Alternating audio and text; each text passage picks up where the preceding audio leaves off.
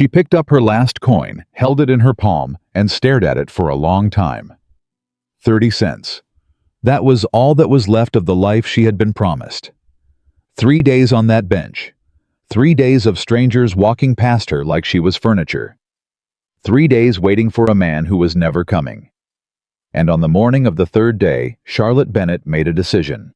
Not to run, not to beg. She decided she would simply survive, even if she had to do it alone, in a town that had already forgotten she was human.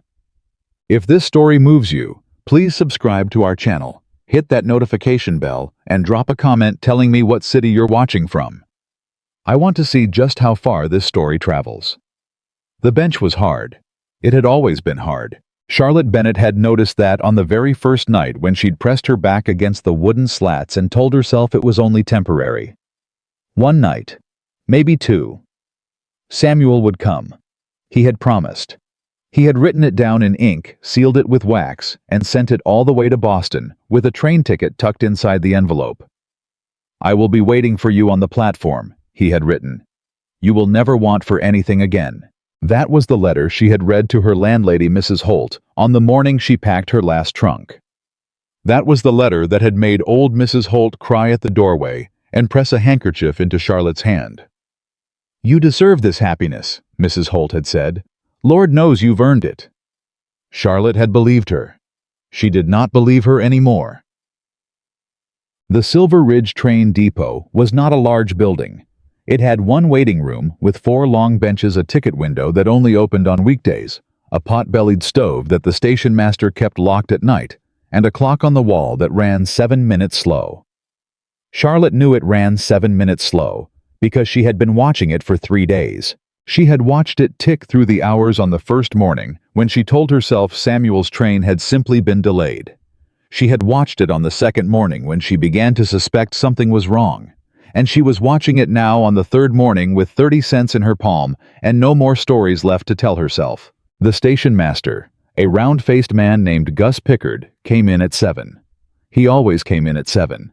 He always hung his coat on the same hook, always poured himself a cup of water from the tin pitcher on the back table, and always looked at Charlotte the same way a man looks at a stray dog that has wandered onto his property for the 3rd day in a row. Not cruel, not kind, just tired. "Miss Bennett," he said without looking directly at her. "The morning train from Denver comes in at 9. "I know," Charlotte said. "If your party is not on it." "I understand, Mr. Pickard." He cleared his throat. He poured his water. He did not say anything else, but the silence said plenty after the 9 o'clock train. "You cannot stay here." Charlotte pressed her coin into her fist and said nothing. She had been a seamstress in Boston for 11 years. That is what people always forgot when they looked at her, a woman alone on a bench with a single suitcase and a worn coat. They saw the suitcase. They saw the coat. They did not see the hands that had spent 11 years learning how to make something out of almost nothing. She had started at 14, working in the back room of a tailor shop on Newbury Street, hemming trousers for men who never looked at her. By 20, she was cutting patterns on her own. By 25, she had a small reputation for fine needlework, the kind of delicate stitching that other seamstresses called painfully slow and wealthy clients called extraordinary. She had never made much money, but she had made something, and that something had been hers. And then her mother died. And then the tailor shop burned down in the winter of 1885. And then her landlord raised the rent and her savings ran dry, and the winter that year in Boston was the coldest in 20 years, and Charlotte Bennett, at 31 years old, found herself sitting across from a woman named Dorothea Claremont at a church supper who introduced her to a man named Samuel Brooks. "He's looking for a wife," Dorothea said, as though that were the most natural thing in the world. "A real partner, not just a decoration. He said so himself." Charlotte had thought that was a strange thing for a man to say, but it was also the right thing to say to a woman who had spent 11 years being decorative and useful and invisible all at once. She had agreed to meet him.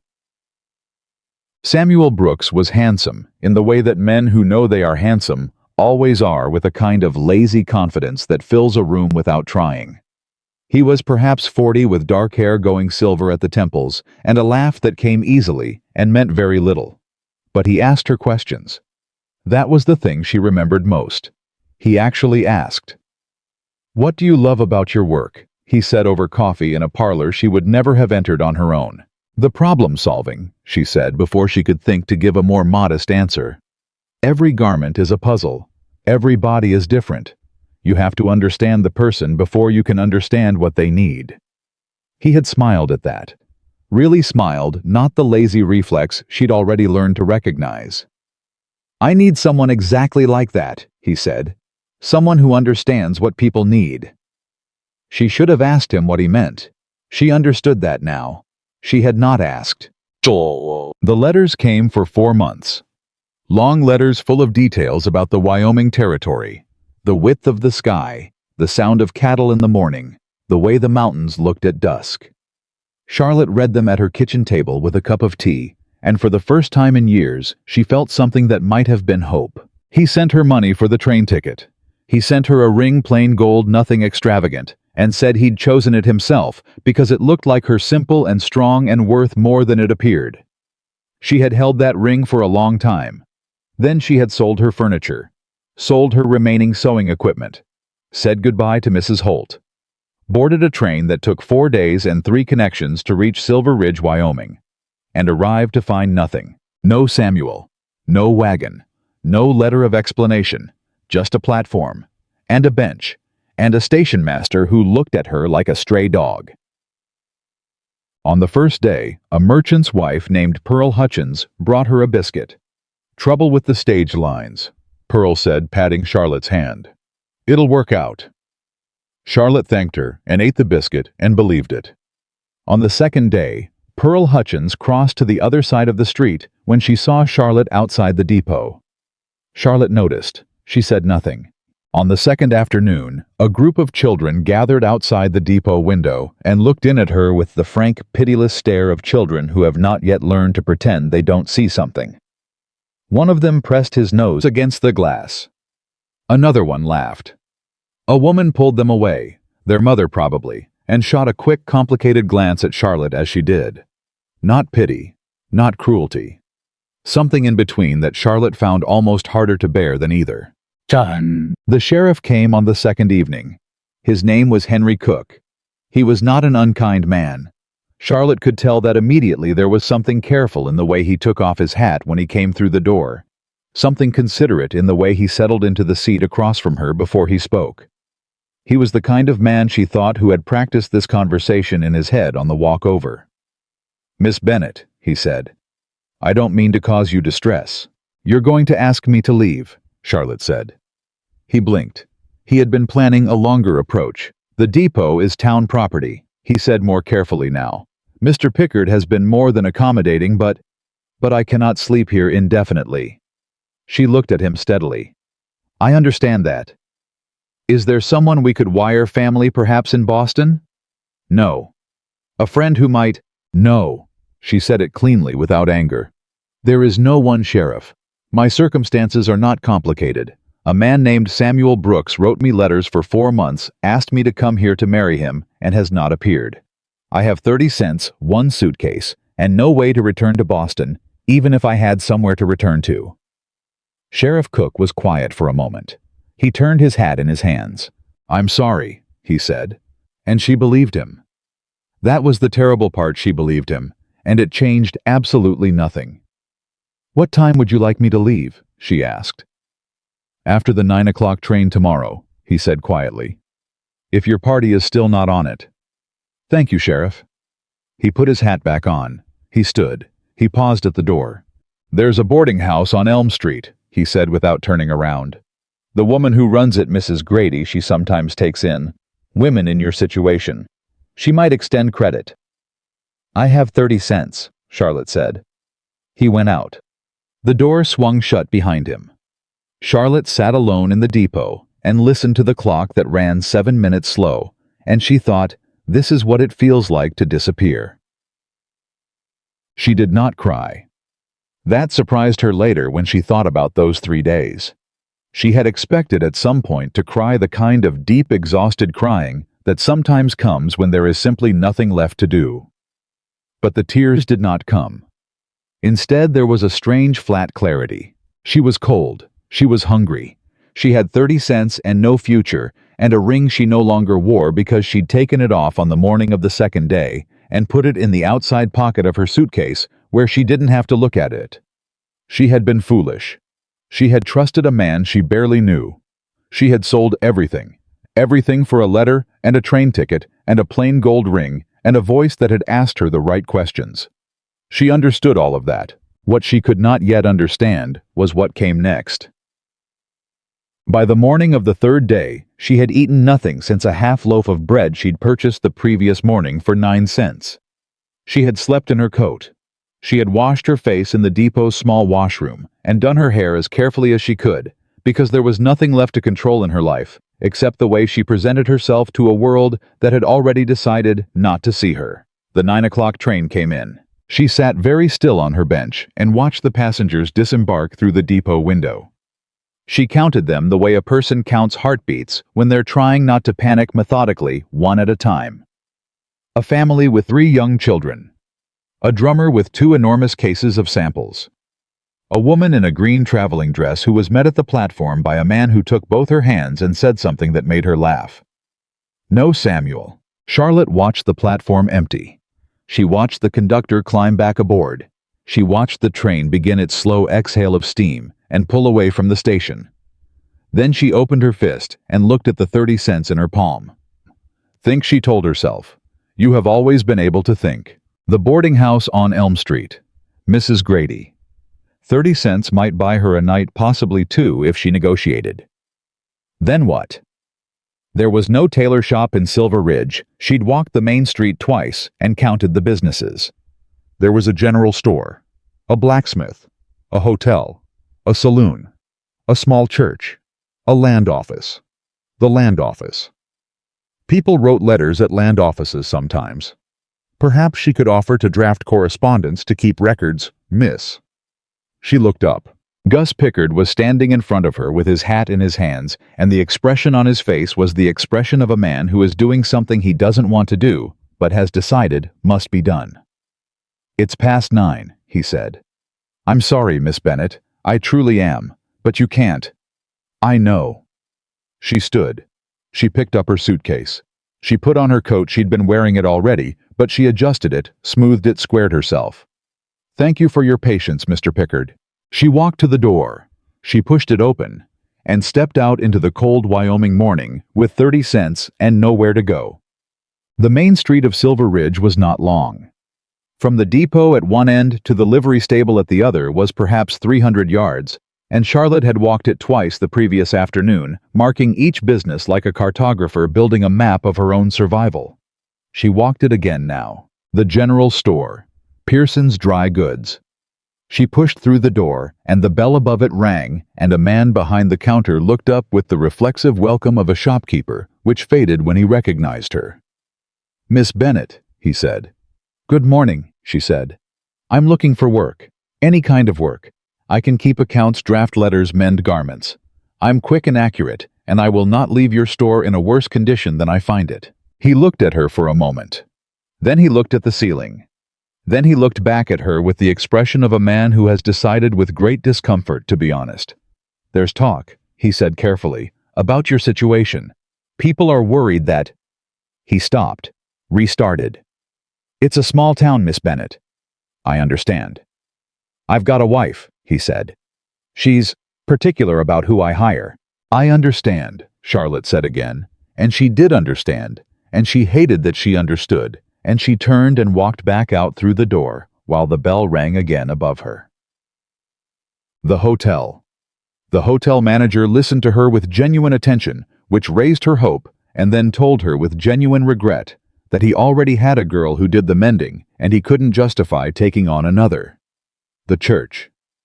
The minister's wife opened the door and her face went through 3 visible emotions in rapid succession: recognition, sympathy, and then something more complicated that Charlotte eventually identified as fear of entanglement. I can offer you a meal, the minister's wife said. I don't think I could justify. Keep your meal, Charlotte said, and immediately regretted the sharpness of it, but did not take it back. She stood on the church step and looked down the street. A wagon was pulling up at the far end near the depot. A man climbed down from it, unhurried, the kind of movement that does not waste energy or announce itself. He tied the horse. He turned toward the depot. Charlotte's chest did something complicated. For one fractured, shameful second, she thought Samuel. Then the man turned into the light, and she saw he was not Samuel. Not remotely. He was taller and broader through the shoulders, and he moved with none of Samuel's lazy ease. This man moved the way a person moves when they are accustomed to difficult work and difficult terrain, and have long since stopped finding either of them remarkable. I was carrying something, a list it looked like. He glanced at it. He went into the depot. Charlotte looked back down at her 30 cents. Think. She was still standing there 3 steps down from the church door, 30 cents in her fist coat buttoned against the morning wind, when she heard the depot door open again. She didn't look up immediately. She had been not looking up at things all morning as a method of emotional self-preservation. But then she heard footsteps come to a stop. Nearby. Not passing. Stopped. She looked up. The man from the wagon was standing 6 feet away from her, and he was looking at her. Not the way Gus Pickard looked at her. Not the way the merchant's wife had looked at her, or the hotel manager, or the minister's wife. He was looking at her the way a person looks at something they are trying to understand carefully without judgment, as though she were a problem worth solving, rather than a problem to be walked around. Howe was perhaps 35. His face was weathered in the way of men who spend most of their lives outdoors, and there was a quiet steadiness in his eyes that Charlotte recognized the way you recognize the thing you have been looking for, once you finally see it. The steadiness of someone who does not say things he doesn't mean. He held a folded paper in one hand. He had clearly come out of the depot looking for something or someone, and had found her standing on a church step instead. "You're the woman from Boston," he said. It was not a question. Charlotte lifted her chin slightly. "I am. The one who's been waiting on Samuel Brooks." Something moved through her chest. Not pain exactly, something flatter. "I was waiting for him," she said. "I've stopped." He looked at her for another moment. He looked at the suitcase at her feet. He looked at the 30 cents she was still holding. She didn't know why she hadn't put it away. The fist had become automatic, and something in his expression shifted just slightly. Not pity. She would have recognized pity by now, and she would have closed her face against it the way she'd been closing it all morning. This was not pity. She did not have a word for what it was. "My name is Caleb Hayes," he said. "I've got a ranch about 4 miles north of town. I came in to pick up a part order from the depot and post some letters." He paused. "I'm short of help." Charlotte said nothing. "I'm not offering charity," he said. "I want to be clear about that. I've got accounts that need organizing and correspondence that needs drafting, and I need someone who can do those things. I pay fair wages to fair work. I'm a seamstress," Charlotte said carefully. "Not a ranch hand." "I know what you are," he said, and then quieter. "I know what you did this morning. Went to Pearson's, went to the hotel, went to the church." He said it without any particular emotion, just acknowledgement. "The Reverend's wife talks." Charlotte felt heat move into her face. That must have made for interesting conversation. "It made for no conversation," he said. "She mentioned it. I left." He shifted his weight slightly. "I've been looking for someone who can handle accounts and correspondence since spring. My sister Martha does her best, but she's got more than enough on her hands already." "I have 30 cents, Charlotte said. "I want you to know that before you make any offer. I have no way to guarantee anything. I cannot promise you I will stay. I cannot promise you anything except that I work hard and I do not lie." She had not planned to say any of that. It came out of some place past planning, past the careful management of the morning, just raw, flat, honest. He looked at her for a long moment. "That's more than most people promise," he said. Then he said simply and quietly, and she would remember the simplicity of it for the rest of her life, the way he said it without flourish or rescue, as though it were the most obvious thing in the world, "Come home." She stood very still for 3 full seconds. Every reasonable piece of her, the part that had spent 11 years surviving on her own, The part that had spent 3 days watching strangers walk past her like furniture. The part that had opened its fist that morning and stared at 30 cents and made itself think every reasonable piece of her said, "You do not know this man." And she didn't. She knew nothing about Caleb Hayes, except that he was a rancher, that he moved without waste, that he had walked out of a depot on a cold Wyoming morning and looked at her as though she were worth looking at. She knew he hadn't said, "I'll take you in," or "poor woman," or "what a terrible situation." He had said, "I'm short of help." He had said, "I pay fair wages to fair work." He had said it the way a man states a fact, not the way a man extends a kindness he expects to be repaid in gratitude. She had no reason to trust him. She had absolutely no reason not to. "All right," Charlotte Bennett said. She picked up her suitcase. She walked to the wagon. They did not talk much on the 4 miles north. Caleb Hayes, she was already learning, was not a man who talked to fill silence. He drove the wagon steadily, his eyes on the road, and Charlotte sat beside him with her suitcase on her lap, and her hands folded on top of it, and felt the cold air on her face, and thought, "I have done a remarkable thing." She was not sure yet if it was remarkably brave or remarkably foolish. Probably both. "How long have you had the ranch?" she asked after perhaps a mile. "Inherited it 3 years ago," he said. "My parents died within 6 months of each other. My mother first, then my father." A pause. He never recovered from losing her. Charlotte looked at his profile. "I'm sorry." "Thank you." He said it simply, without the automatic dismissal people sometimes gave to condolences. He just accepted it the way he seemed to accept most things, directly, without performance. "Is it a large operation?" she asked. "It was," he said. "When my father was running it, it was one of the larger outfits in the county. Now it's—" He thought for a moment. "Surviving." "The accounts are in poor shape." "The accounts are in catastrophic shape," he said. And there was something in the word catastrophic, the absolute precision of it, the willingness to say the thing plainly, that made Charlotte feel unexpectedly the first small warmth she'd felt in 3 days. This is a man who says what is true, she thought. She would find out in the days that followed just how rare that was. The ranch house came into view as they crested a low hill, and Charlotte's first impression was of a place that had once had pride and had not yet given up on recovering it. The fences needed work. The barn needed paint. There were 2 outbuildings that had clearly seen better seasons. But the house itself was solid, square-built, 2 stories with a covered porch that looked like it had been swept recently. Someone here still cared. Someone was still fighting. A young woman came out onto the porch before the wagon had even stopped. She was perhaps 22 or 23, with Caleb's same dark eyes, and a face that had the particular look of someone who has been managing too much for too long. Not beaten exactly, but stretched very thin. "You actually found someone," the young woman said. She was looking at Charlotte with frank, open curiosity. No pretense, no performance, just straight assessment. "Martha," Caleb said. "This is Charlotte Bennett. She'll be handling accounts and correspondence." Martha Hayes looked at Charlotte for another moment. Then she said, "Can you cook?" "Martha, I'm not being rude. I'm being practical. Can you cook?" "Because I have been cooking for 3 ranch hands, and Caleb and myself since April, and I am done." Charlotte looked at her. "I can cook. I'm not exceptional at it. But I can manage a kitchen." Martha closed her eyes for a brief second that looked like prayer. "Thank God."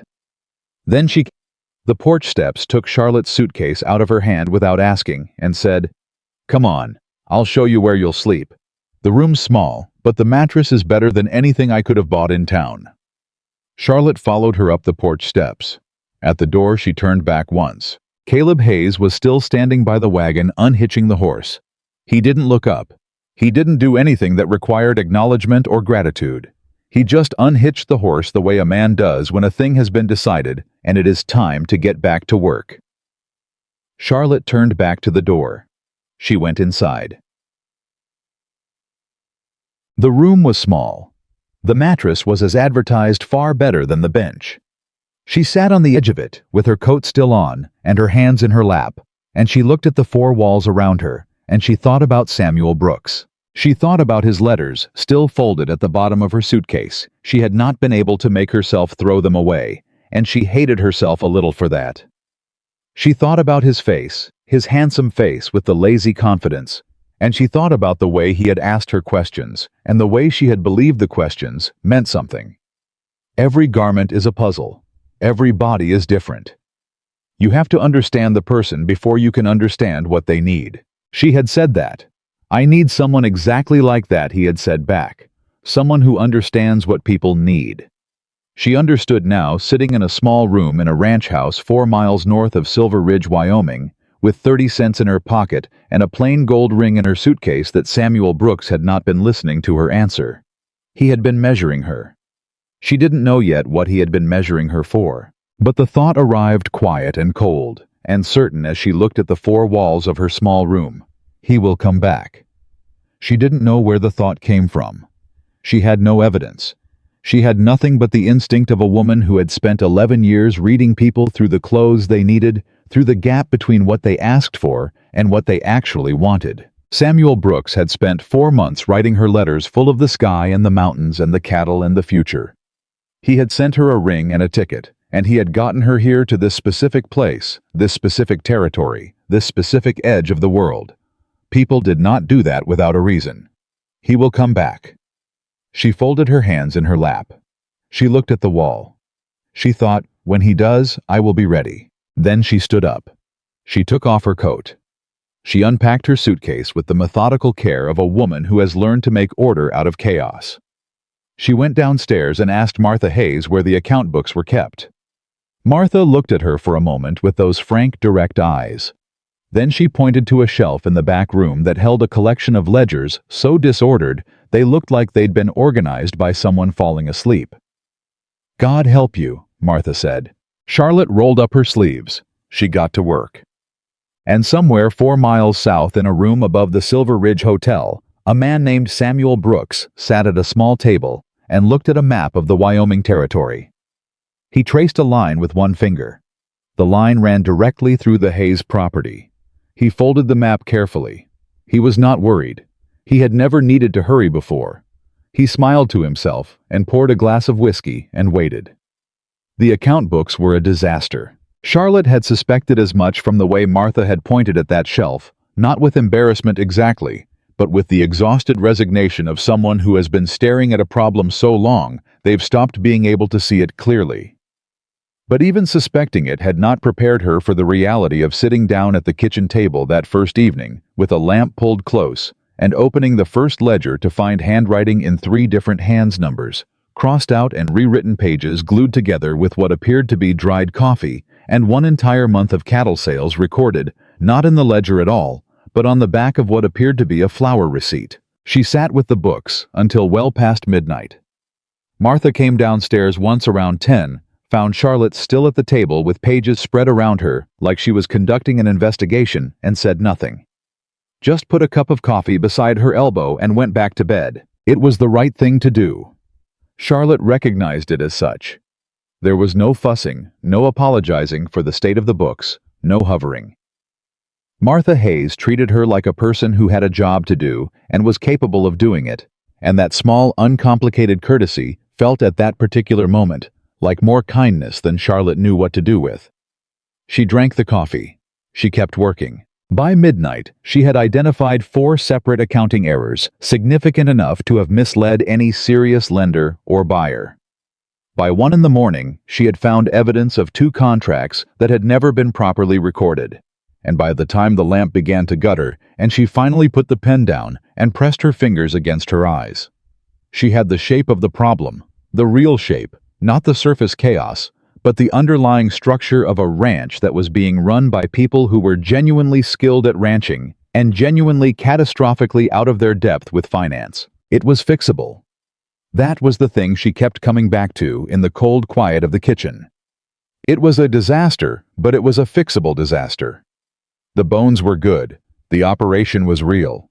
The cattle numbers were reasonable. The grazing land was adequate. The ranch hands seemed competent. What was missing was organization documentation and someone willing to sit down with the ugly truth of the numbers and make them tell an honest story. Charlotte could do that. She closed the last ledger and sat back and looked at the ceiling and thought, this is something I can actually do. It was the first time in 4 days she had thought anything like that. She went to bed. She slept better than she had in weeks. Caleb Hayes was already gone when she came downstairs the next morning. Martha told her he left before sunrise. Most days, there was fence line to repair on the north pasture.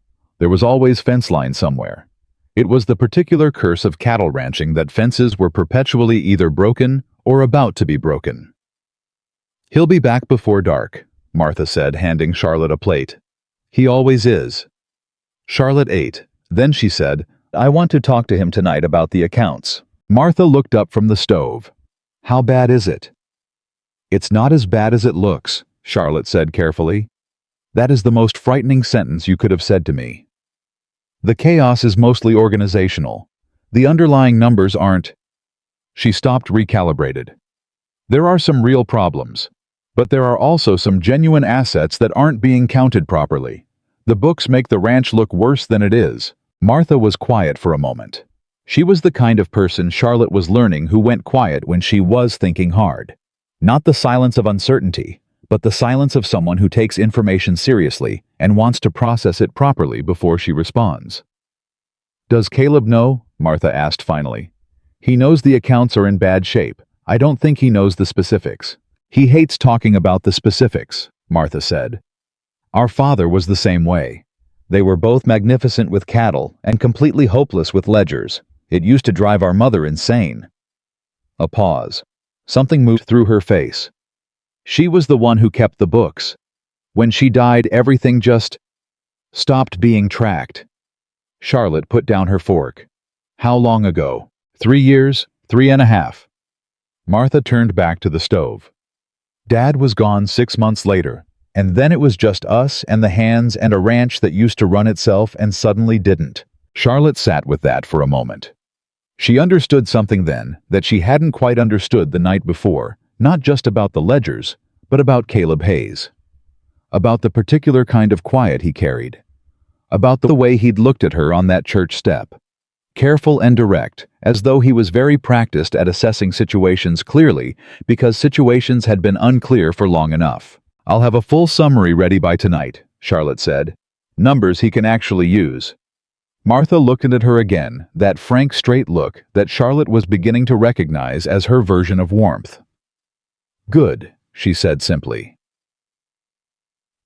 She spent the morning with the ledgers and the afternoon with the hands. That was not something she had planned. But at 2 o'clock she heard raised voices outside. Not angry voices exactly. More like the voices of people trying to solve a problem in real time and running out of ideas. And she went to the window and saw 3 ranch hands standing around a fence post with a piece of paper arguing. She went outside. The argument was about an order for fence wire that had apparently been placed with a supplier in Cheyenne but had never arrived, and no one could find the original contract, and the supplier was now claiming the order had been canceled, and without that wire, the north pasture fence couldn't be completed, and without the fence. Do you have any other documentation? Charlotte asked. Letters, receipts, anything.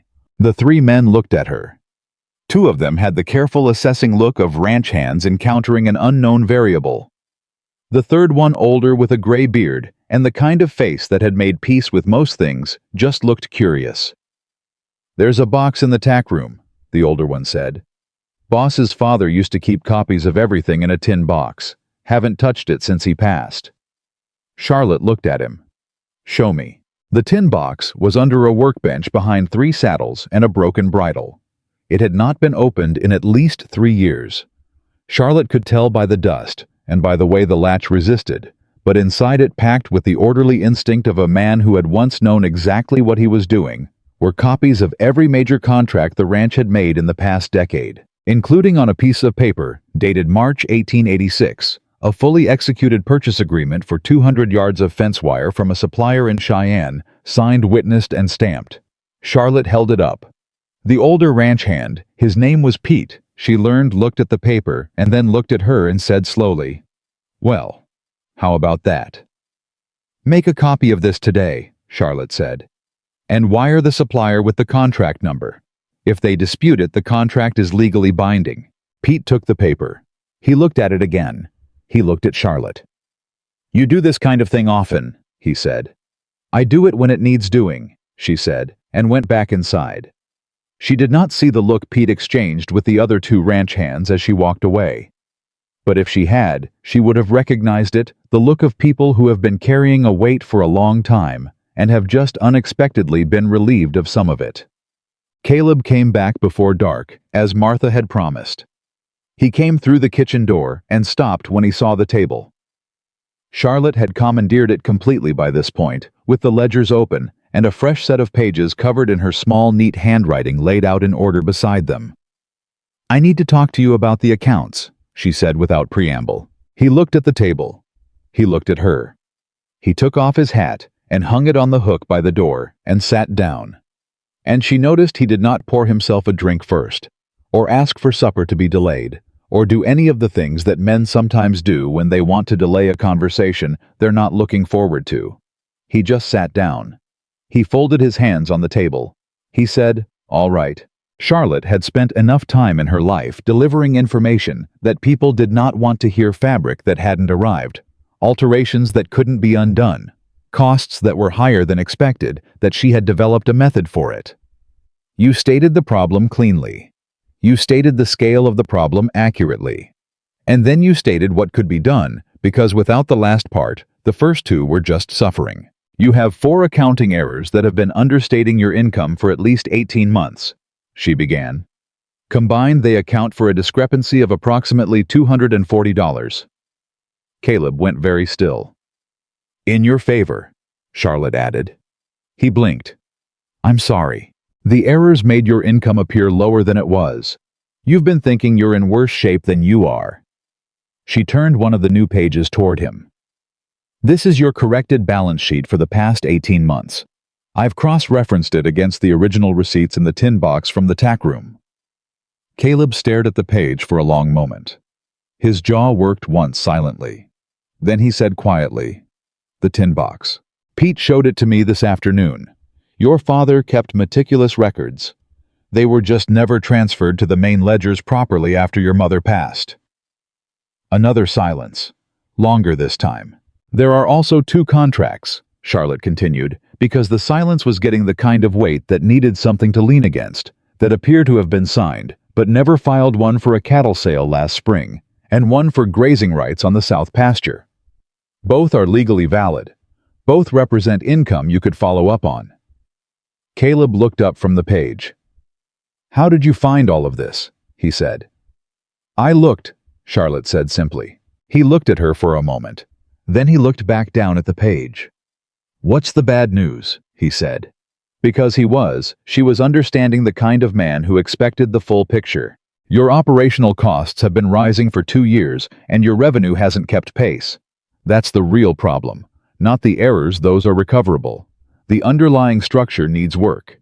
You need either to increase your herd significantly or to diversify your income. She paused. I have some ideas about the second option. He looked up again. What kind of ideas? And so began improbably at a kitchen table covered in ledgers, with Martha conspicuously finding reasons to stay in the adjacent room, the first real conversation Charlotte Bennett had with Caleb Hayes. She told him about the quilts first. She had noticed that afternoon, a pile of cut fabric in the corner of the back room pieces. Martha had clearly been meaning to assemble into something, and had never had the time. She had also noticed on her 2 walks down the main street of Silver Ridge that there was no dry goods store selling finished soft goods. The general store carried bolts of fabric and basic notions, but nothing made, nothing finished, nothing. A woman who didn't have the time or the skill to sew herself could buy. There's a market, Charlotte said. Not just quilts, finished garments, work shirts, aprons, children's clothing. Things women here need and don't have time to make. If I can establish a production rhythm. You'd be doing all of this yourself, Caleb asked. To start. Martha might be willing to help if she wants to. And if we could afford a second pair of hands eventually, we could scale it. She looked at him steadily. I'm not proposing to run a factory, Mr. Hayes. I'm proposing to make your ranch productive in more ways than one. He was quiet for a moment. You said your ranch, he said. She felt heat come into her face. I misspoke. No, you didn't. He said it without emphasis. And I'd rather you didn't correct it. He looked back at the papers. What else? She told him about the leather goods the ranch produced. They all but threw the scraps away. She had seen at least 4 good hides wasted in the past day alone. She told him about the bookkeeping system she intended to put in place. She told him about the fence wire contract and what Pete had found. He listened to all of it. He did not interrupt. He did not correct her or talk over her or look past her shoulder. He just listened with the complete focused attention of a man who has learned to take useful information seriously wherever he finds it. When she finished, he said, "Why are you doing this?" Charlotte stopped. It was not the question she'd expected. I told you. I earn every meal. I know what you told me, he said. I'm asking you why. His voice was quiet but direct, the way it had been on the church step. No performance in it, no softness intended to put her off guard. You don't have to build anything here. You could keep the accounts, do what you're paid to do, and that would be fair. But you're not doing that. He gestured at the table. You're doing something else. Charlotte looked at him for a moment. Then she said, because I have been useful my entire life, and I have never had anything to show for it. And this. She gestured at the papers, the ledgers, the careful columns of her handwriting. This is something real. This is something that could last. And I would like... She stopped, steadied herself. I would like to be part of something that lasts. The kitchen was very quiet. Martha in the adjacent room had gone completely silent. Caleb Hayes looked at the table for a long moment. Then he looked up. All right, he said. Just that. All right. But the way he said it, as though she had passed some threshold. He hadn't told her existed, as though something had just been decided that neither of them had put into words. Made Charlotte press her lips together and look back down at the papers, so she would not have to deal with whatever was happening in her chest. The weeks that followed moved at a pace that surprised her. She had expected the work to feel heavy. It was objectively an enormous amount of work. The accounts alone would have been a full-time occupation for an organized person starting from scratch. But she was not starting from scratch. She had spent 11 years solving problems, and the habit of it, the particular kind of focus that settles into your body when you know what you are doing, came back to her with a strength she hadn't realized she'd missed. She reorganized the ledgers in 2 weeks. She established a filing system for correspondence and contracts. She put together a proper livestock inventory, something the ranch had not had in at least 18 months, and discovered in the process that there were 12 more cattle than anyone had realized because 2 cows had calved in a far pasture in the spring and no one had gotten around to updating the records. Caleb, when she told him, laughed. It was the first time she'd heard him laugh.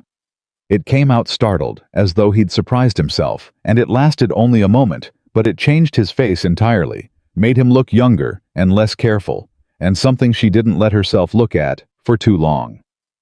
12 more, he said. 12 more, she confirmed.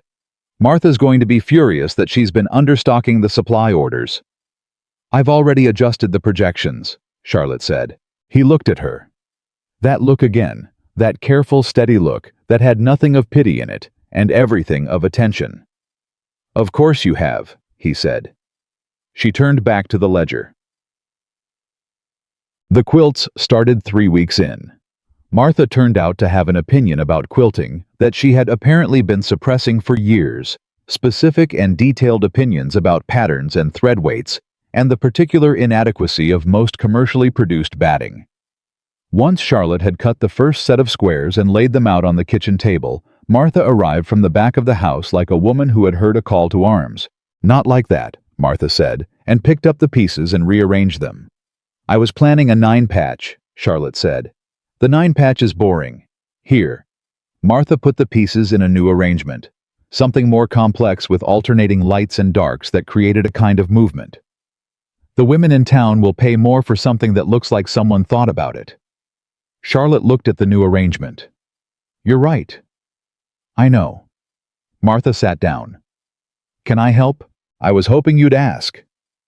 They worked side by side that afternoon for the first time, and Charlotte discovered that Martha Hayes, underneath the exhaustion and the stretched thin competence, was funny. Sharply, unexpectedly funny, with a dry delivery and a perfect sense of timing that ambushed Charlotte twice into genuine laughter before she knew what had happened. "You're laughing," Martha said. "I noticed," Charlotte said. "You don't do it much." Charlotte considered this. "I haven't had much occasion." Martha looked at her for a moment with those frank dark eyes. Then she said quietly, "He's a good man, Charlotte. Whatever you're being careful about, you don't have to be careful about him." Charlotte kept her eyes on the fabric. "I'm not being careful about anything." Martha made a sound that was not quite a word and entirely a verdict. She went back to her stitching. Charlotte went back to hers. But she sat with what Martha had said for the rest of the afternoon, turning it over in the back of her mind. The way you turn over a stone, you're not sure you want to look under.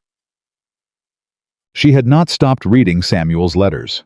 That was the thing she was most ashamed of in those weeks. Every night after the work was done and Martha had gone to bed, and the house went quiet, Charlotte would sit in her room with the letters spread on the blanket and read them again. Not because she believed them, not anymore, not even close, but because she was trying to find the seam. The place where the genuine had ended and the performance had begun. She had been a seamstress. She knew fabric. She knew that sometimes the finest-looking cloth had a flaw buried deep in the weave, invisible until you held it at the right angle to the light. And Samuel's letters were like that, long and detailed and warm on the surface. But when she read them now with the cold clarity of a woman who knew how the story ended, she could feel the seam. "You have exactly the kind of mind this new territory needs," he had written in the third letter. "Practical and perceptive. The kind of person who understands what is really happening beneath the surface of things." She had read that as a compliment. She read it now as a description. He had wanted exactly that, someone practical and perceptive. Someone who understood what was happening beneath the surface. The question that kept her awake, that kept bringing her back to the letters, night after night, was what had he needed that skill for? Not for a wife. She understood that now. Whatever Samuel Brooks had intended when he'd written those letters, it was not a marriage. So what was it? She folded the letters back into their packet. She put them in the suitcase. She turned the lamp down, and she lay in the dark and thought, he will come back. He will come back, and when he does, I need to understand what he actually wanted before he explains it to me in a way I cannot refuse. 6 weeks after she arrived at the Hayes Ranch, Charlotte sold her first quilt. She'd taken it to Silver Ridge on a Tuesday when Caleb had a supply run, and she'd carried it into Pearson's dry goods the same way she had walked into every room for the past 6 weeks, head up steady, giving nothing away, and she'd put it on the counter and told Pearson what she was asking for it. Pearson looked at the quilt. He turned it over. He held it up. "Who made this?" he asked. "I did, with Miss Hayes." He looked at her, then back at the quilt. "I've got a customer who's been asking about bedding," he said slowly. "Her order from the catalog came in wrong and she's been—" He stopped. "I'll take it. And if you've got more, I'll take those too." Charlotte did not let herself smile until she was back outside. Then she stood on the wooden sidewalk in Silver Ridge, Wyoming, and she allowed herself approximately 4 seconds of something that felt tentatively like victory. She had sold a quilt. It was not a cattle operation. It was not a recovered fortune. But it was a thing she had made, and someone had chosen to pay for, and the money in her pocket was the first money she had earned in 4 months, and it was hers. Then she went back inside and told Pearson she could have 2 more ready within the week. The news traveled. The way news in small towns always travels, not through announcement, but through the particular social osmosis of people who know each other's business. Pearl Hutchins, the merchant's wife, who had brought Charlotte a biscuit on the first day and crossed the street on the second, appeared at the Hayes Ranch on a Thursday morning. Charlotte was in the yard stretching a piece of leather over a frame. Pearl stood at the gate with a complicated expression. Part of it was clearly guilt. Part of it was something more pragmatic. "I heard you're doing finished goods," Pearl said. Charlotte kept working. "I am. My sister needs a winter coat. She's been waiting on one from Denver for 3 months and I can make a coat." Charlotte did not look up. I'll need her measurements and a deposit, half up front. A pause. You're not going to make this easy, are you? Pearl said. It wasn't quite a question. Charlotte looked up then. Mrs. Hutchins, you crossed the street to avoid me 2 days after I arrived.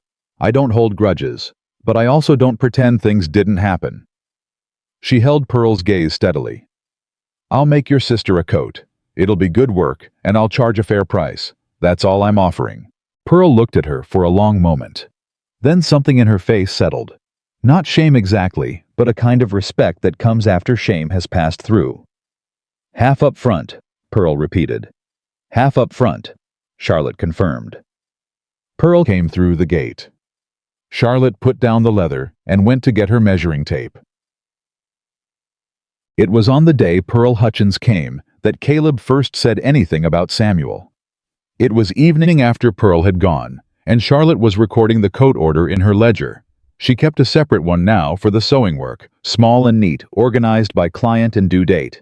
And Caleb came in from the barn and poured himself a cup of water and stood at the window for a moment before he spoke.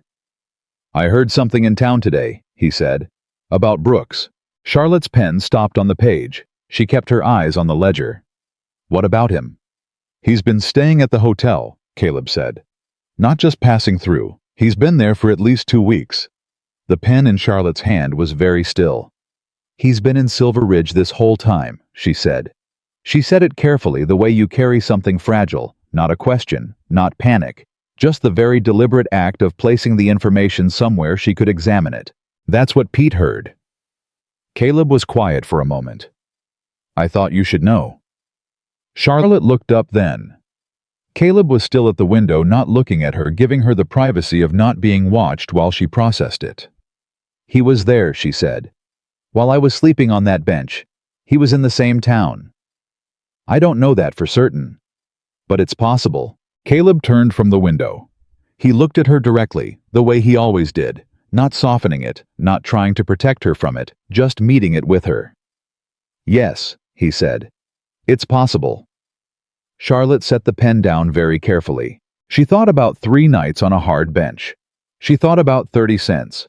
She thought about Sheriff Cook turning his hat in his hands and telling her about Mrs. Grady's boarding house, with the sympathy of a man who expects to find a broken woman and doesn't know what to do when he doesn't.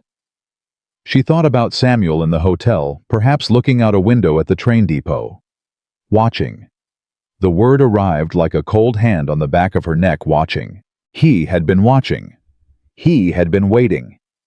Not to come to her, she understood that now, finally, and completely, the last thread of self-delusion, snapping clean, but to see what she would do, to see where she would go. He was watching to see where I'd end up, she said. Caleb was very still. He knew someone would help me, Charlotte continued. Her voice was remarkably steady, she noticed. She was almost surprised by how steady it was. He knew I wouldn't just disappear. He wanted to see who took me in, where I'd be, which household I'd become part of. She looked at Caleb. He knew about your ranch. The kitchen was absolutely silent. Charlotte, Caleb started. The letters, she said. He wrote about Wyoming for 4 months. He knew this territory. He knew the land here. She stood up. She went to the window where Caleb had been standing, because she needed to be somewhere different from where she'd been sitting when the understanding arrived. He wasn't trying to bring me here to marry me. He was trying to put me somewhere useful. Useful for what? Caleb said. His voice was quiet and careful, but she heard something move underneath it, something with an edge. I don't know yet, Charlotte said. She turned from the window. But I am going to find out. She found the first piece 2 days later. It was not in the account books or the contracts or the correspondence files she'd been building. It was in the local newspaper, the Silver Ridge Courier, which she'd begun reading every week because habit had taught her that information was everywhere if you knew how to look. A small notice. 3rd page. Barely worth a paragraph. The announcement of a survey expedition through the northern Wyoming Territory, commissioned by the Transcontinental Rail Development Syndicate, to assess land suitability for a proposed southern branch line. The notice included in the dry bureaucratic language of railroad development a list of the land parcels under assessment. Charlotte read the list twice. The Hayes Ranch property appeared on it. She folded the newspaper very carefully.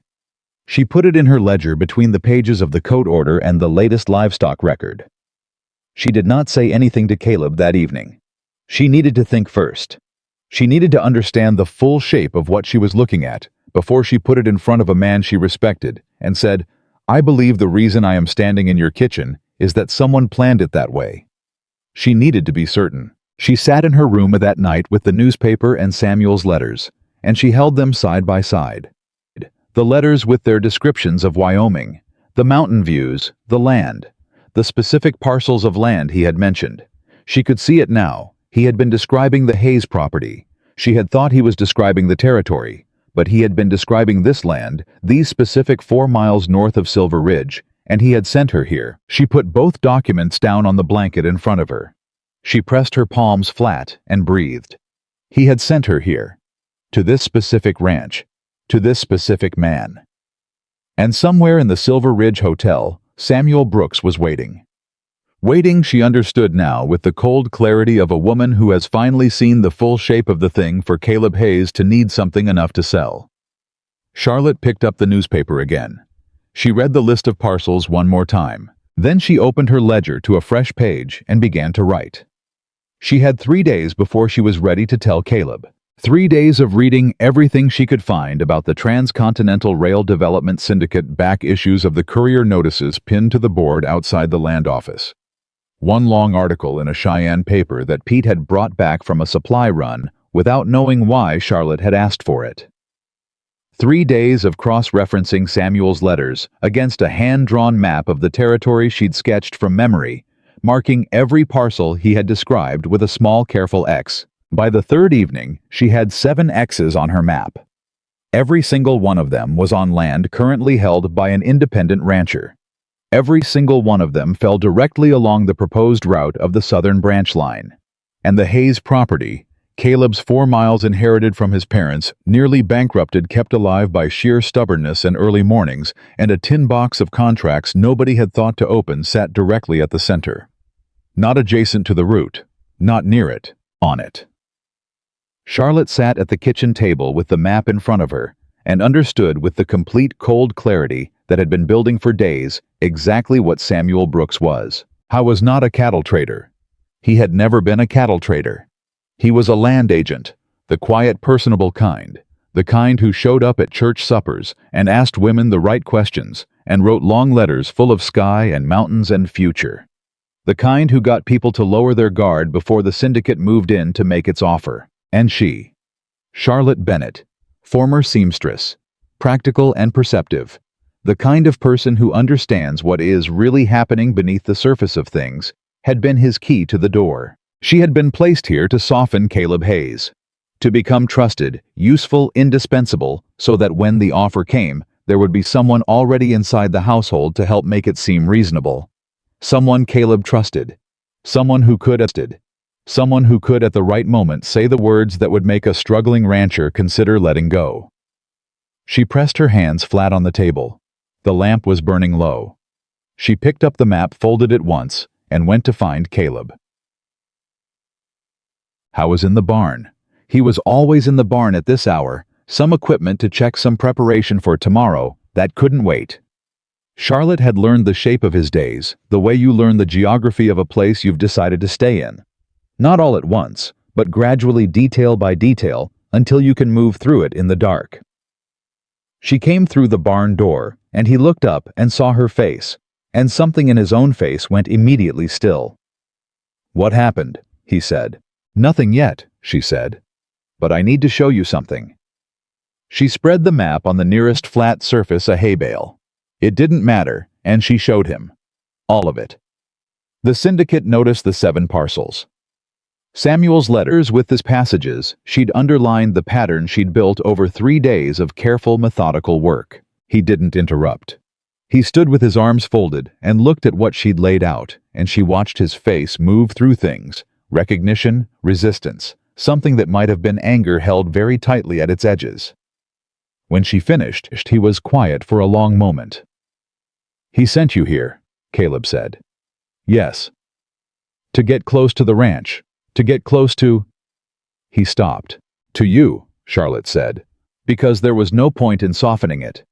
He profiled me as someone who would be taken and someone who would be placed here and become trusted and useful, and when the time was right, he'd come back and use that.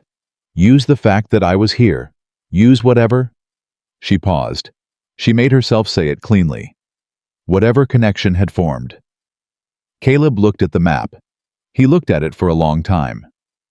He hasn't approached me, he said finally. He will. Charlotte folded her hands. The survey party was through the Northern Territory 3 weeks ago. The syndicate will be ready to move on offers within the month, if I'm reading the timeline correctly. He's been in town for 2 weeks already. He's waiting for the right moment. Caleb lifted his eyes from the map. He looked at her directly. Why are you telling me this?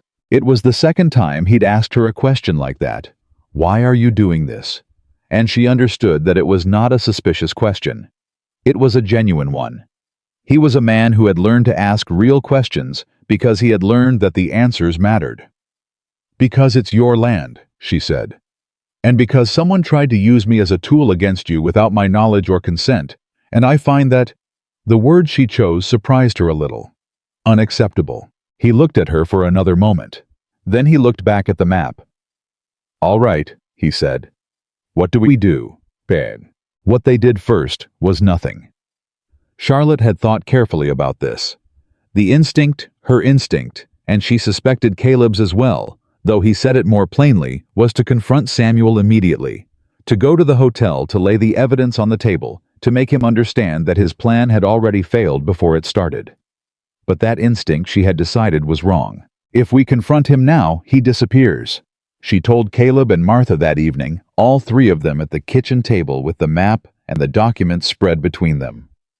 He goes back to the syndicate, they send someone else, and we've lost our advantage. Right now, we know his plan, and he doesn't know we know it. That's the only leverage we have.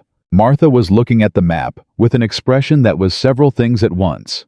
Fury recognition, something that was working its way toward cold resolve. So we wait. We wait, Charlotte confirmed. And we prepare. Prepare how? Caleb asked. The syndicate will make an offer on the property, Charlotte said. When they do, they'll expect you to be financially struggling, emotionally exhausted, and without legal counsel. They'll make an offer that sounds reasonable to a man who thinks he's out of options. She looked at him steadily. So we make sure you are not out of options. We get the accounts in the best possible shape. We document every asset, every contract, every improvement we've made. We find legal counsel in Cheyenne. And we make sure that when Samuel Brooks walks through that door, you are not a desperate man. Caleb was quiet for the moment. And what about you? He said. What about me? He's going to want to use the fact that you're here, that you're... He paused, choosing the word carefully. Part of the household. Charlotte had thought about this too. She had thought about it at 2 a.m, sitting in her room with Samuel's letters, and the particular nausea of understanding how precisely she had been calculated. Let him, she said. Let him think it worked. Let him think I'm exactly what he planted me here to be. Martha looked up sharply. You want to play along? I want him to walk in here confident, Charlotte said. Confident men make mistakes. Desperate men are careful. I want Samuel Brooks to be very, very confident. The kitchen was quiet for a moment. Then Martha said, I knew I liked you. He came on a Thursday. Charlotte was at the kitchen table, where else it had become her headquarters, her command center, the place where everything in the ranch ran through, when she heard the wagon coming up the road and looked out the window and saw the horse she did not recognize. She recognized the man on it immediately. Her body knew before her mind finished the thought, a cold, clear recognition that moved through her chest and settled somewhere below her sternum. She set down her pen. She breathed in once slowly. She breathed out. Be ready. She had told herself every morning for the past 2 weeks. He will come, and you will be ready. She was ready. She did not go to the door. She sat at the table and waited. She heard the knock. She heard Pete's voice. Then a voice she had not heard in months, but recognized immediately, smooth and easy, the voice of a man accustomed to being welcomed. Then the kitchen door opened, and Samuel Brooks walked in. He looked exactly as she remembered. That was the first thing she registered. She had half expected him to look diminished somehow, in the way that people sometimes look smaller once you understand them clearly, but he was as handsome as he'd ever been, as easy in his skin, with that lazy confidence filling the room ahead of him. He stopped when he saw her, for just 1 second, barely a heartbeat. The flash of something that was there, and then contained before she could fully read it, something moved across his face. Then he smiled. "Charlotte," he said. "My God, you're here." "Samuel," she said. Her voice was perfectly steady. "What a surprise." How was good? She had to give him that. He sat at her kitchen table. She thought of it as her kitchen table now, and the possessiveness of that thought was something she examined briefly and set aside, and he told a story. A story of illness. A story of a letter that had never arrived. A story of frantic attempts to reach her that had somehow tragically all failed. It was a detailed story. It had the texture of something that had been rehearsed enough to feel spontaneous. She sat across from him and listened. She kept her face careful, not cold, not warm, somewhere between them. She asked questions that seemed sympathetic, and were in fact structural, confirming dates, pinning down timelines, building the shape of the lie so she could measure it precisely. "I went to Boston," he said, "when I couldn't find word of you. Mrs. Holt told me you'd already come west. I've been trying to find you ever since." "How long have you been in Silver Ridge?" Charlotte asked. A small pause. "Barely there." "A few weeks. I wasn't sure how to approach you. After everything. I was afraid you'd be angry." "I was," Charlotte said simply. "Charlotte, if you'll let me explain." "You don't need to explain," she said. "You're here now. That's what matters." She watched him absorb this. She watched him recalibrate the way a man does when a situation he expected to be difficult turns out to be easier than planned. She watched the confidence settle back into him, and she thought, there it is. That is the moment I needed. "Is Mr. Hayes at home?" he asked. Casual, perfectly casual. "He'll be back this afternoon," Charlotte said. "Would you like to wait?" He said he would. Caleb came in at 2. Charlotte had positioned this carefully. She had sent Pete out to the north pasture at noon to tell Caleb that Brooks had arrived so that Caleb had 2 hours to prepare. So that when he walked through that kitchen door and saw Samuel Brooks at his table, he was not surprised. He was not surprised. How was Charlotte thought extraordinary. He came in and he took off his hat and he said, "Mr. Brooks," in the same voice he used to discuss fence wire and cattle prices level direct, giving nothing away. "Mr. Hayes." Samuel stood, extended a hand. "It's good to finally meet you. Charlotte's told me a great deal about you." Charlotte had told him nothing of the kind, but she nodded slightly as though confirming it and watched Samuel's confidence solidify further. "I appreciate you taking care of her," Samuel said. "After everything, it means a great deal." Caleb looked at him for a moment. "She takes care of herself," he said. Another small recalibration behind Samuel's eyes. Of course she does. I just meant—" "Coffee," Charlotte said. The offer came faster than she'd expected. She had thought Samuel would wait another visit, perhaps 2, building familiarity, softening the ground. But he was apparently working to a tighter timeline than she'd realized, because he turned to Caleb within the hour and said with the practiced ease of a man who does this often, "I'm actually here on a matter of business as well as the personal. I wonder if I might speak with you about your property." Caleb set down his cup. "What about it?" "I represent an investment group," Samuel said, "that is very interested in the northern Wyoming territory. They've been conducting surveys. I think you may have seen the notice in the paper, and your property has come up as a parcel of significant strategic value." He paused. "They'd like to make you an offer." The kitchen was very quiet. Charlotte kept her hands folded on the table. She kept her face neutral. She watched. "What kind of offer?" Caleb said. Samuel named a number. It was, Charlotte had to admit, a plausible number. Not insultingly low, not so obviously predatory, that a reasonable man would throw him out immediately. It was the kind of number that might sound appealing to a man who believed his ranch was failing, who had been fighting a losing battle for 3 years, who had no better options visible on the horizon. It was approximately 40% of what the property was actually worth, now that she'd corrected the accounts and properly assessed the assets. "That's a generous offer," Caleb said. Samuel relaxed slightly. She could see at the almost imperceptible ease of a man who hears the word generous and knows he has found the opening. "The group is prepared to move quickly," Samuel said. "There are other parcels under consideration, but yours is the priority location. If you could give me an answer within the week." "I'll need to review the documents," Caleb said. "Of course, I have the preliminary paperwork." "With my attorney," Caleb said. Samuel stopped. "I've retained counsel in Cheyenne," Caleb said, still in that same level voice, "for a matter related to some contract disputes. Any offer on the property will need to go through him." He looked at Samuel directly. "That's standard practice. You understand." Something moved through Samuel's face. Quick controlled, she almost missed it. "Of course," Samuel said. "Who is your attorney? I can coordinate directly." "I'll pass the documents to him myself," Caleb said, "if you leave them with me." A pause, longer this time. "I don't actually have the formal documents with me today," Samuel said. "I wanted to gauge your interest first." "Then gauge it as interested," Caleb said pleasantly. "Bring the documents when they're ready. We'll get them to Cheyenne." Samuel looked at Charlotte. It was a fast look, barely a second, but it was the look of a man who is recalculating, who is checking the piece he thought he'd placed correctly. Charlotte gave him a small, encouraging smile. Samuel came back 2 days later with the documents.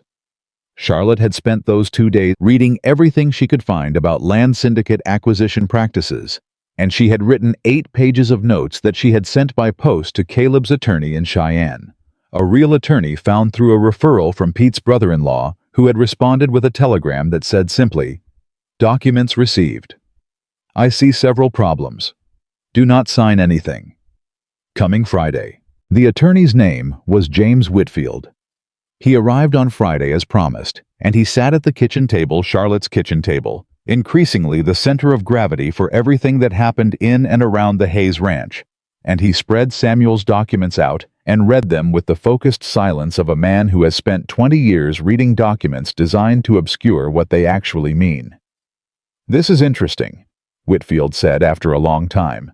"Good interesting or bad interesting?" Martha asked from the doorway. "Both," Whitfield said. He looked at Caleb. "The offer is a legitimate purchase agreement. The syndicate is a real entity." He paused. "However, there are 3 clauses in here that are not standard. This clause here," he pointed, "releases the syndicate from any obligation to honor mineral rights as part of the purchase. That's unusual. This one limits your ability to contest the sale price after closing for any reason, including misrepresentation." He looked up. "And this one?" He set his finger on the 3rd clause. "This one says the sale price was agreed to in a prior verbal contract dated." He checked the document. "April of this year." The kitchen went completely silent. Charlotte looked at the date.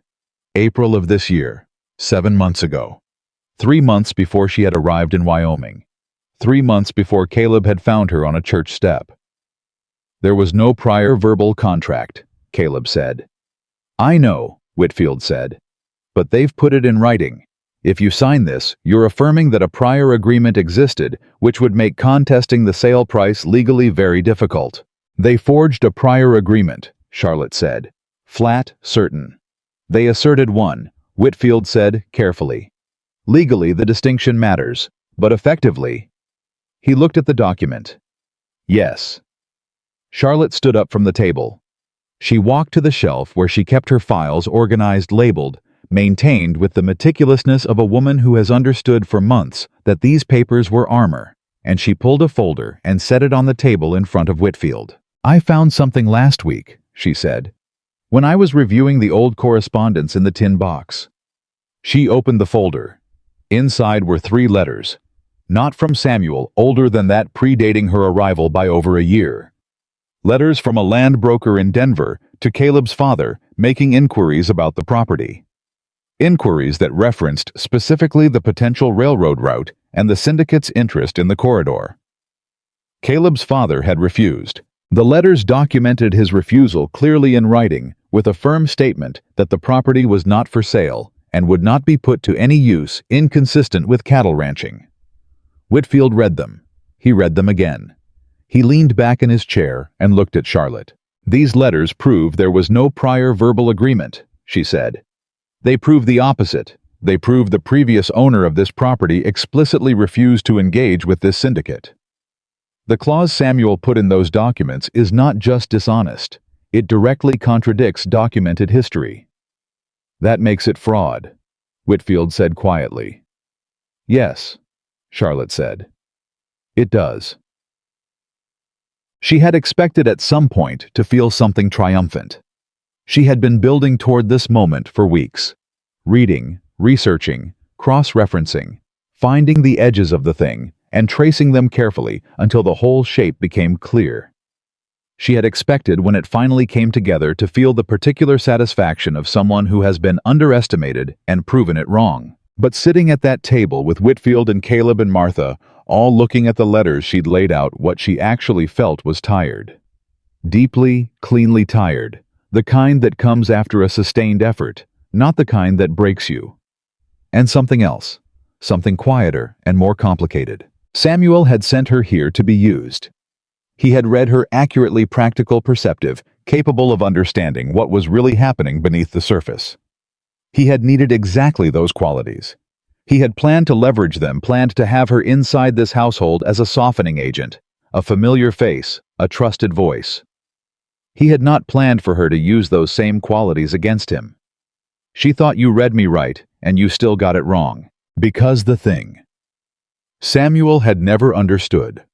The thing a man like Samuel was probably incapable of understanding was that loyalty once genuinely earned does not transfer. He had put her in this house thinking that wherever she landed, she would still be his. He had not understood that some people, when they find a place where they are treated with real dignity, stop being available to be used. Charlotte had stopped being available approximately 3 days after she arrived. "John." They confronted Samuel the following morning, not at the ranch. Charlotte had suggested meeting at the land office neutral ground with Whitfield present, and the documents laid out in a room that felt official enough to make clear that this was not a conversation that could be smoothed over. Samuel arrived 4 minutes late, which was, Charlotte suspected, deliberate, the small assertion of control that men like Samuel always reached for when they felt the ground shifting. He came through the door and looked at Whitfield. His expression went through 3 things in rapid succession: recognition of what Whitfield was, recalculation of what the meeting actually was, and then the settling of something careful and controlled over his features. "Mr. Brooks," Whitfield said, "please sit down." Samuel sat. He looked at Charlotte. She looked back at him. "You're looking well," he said. "Thank you," she said. "I want to explain. Mr. Brooks." Whitfield's voice was even. "We're going to show you some documents." He laid them out, the forged clause, the letters from Caleb's father, Charlotte's cross-referenced map with the syndicate parcels marked, the article from the Cheyenne paper, documenting a previous syndicate inquiry in another county where 3 settlers had signed away land at 1/3 of its value before a local attorney had intervened. Samuel looked at the documents. He did not pick them up. "You can't prove any of this," he said finally, but the ease was gone from his voice. What was left was something flatter and harder. "We have an attorney who believes otherwise," Caleb said. He had not spoken until now. He had sat at the far end of the table with his hands folded, very still, the way he was still when things mattered. "The prior verbal agreement clause is directly contradicted by 3 letters from my father explicitly refusing to engage with your syndicate," Caleb said. "Letters dated and witnessed and preserved in the original tin box my father kept his records in." He looked at Samuel steadily. "Letters that Charlotte found." Samuel looked at her. She thought he would look angry. She thought, given what she knew of him, that anger would be the natural response. The frustration of a plan unraveled the bitterness of being outplayed. But he didn't look angry. He looked for just a moment like someone who is genuinely surprised, as if he had not at any point in his calculation actually considered the possibility that she would fight back. That told her more about him than anything else. "You came here to help them," he said, not accusing, almost wondering. "I came here because I had nowhere else to go," Charlotte said. "That was your plan. Put me somewhere desperate enough to accept any offer. Then use me." She looked at him steadily. "You miscalculated." "Charlotte." "Don't," she said, quietly. "Absolutely. Don't use my name like that." Samuel looked at Whitfield. Whitfield looked back at him with the patient expression of a man who has all the time in the world and better documents. "What do you want?" Samuel said. "The syndicate withdraws its interest in all 7 parcels along this corridor," Whitfield said. "In writing within 30 days. You provide us with the names of every landowner your group has made contact with in this territory so that those individuals can be advised of their rights. And you leave Silver Ridge." A long silence. "And if I don't," Samuel said, "then we file fraud charges," Whitfield said simply. "With documentation that includes your prior syndicate activities in Laramie County, which I've spent the last 2 days reviewing." He paused. "I should tell you the Laramie situation alone is sufficient for criminal prosecution. This merely compounds it." Samuel sat very still. Charlotte watched him.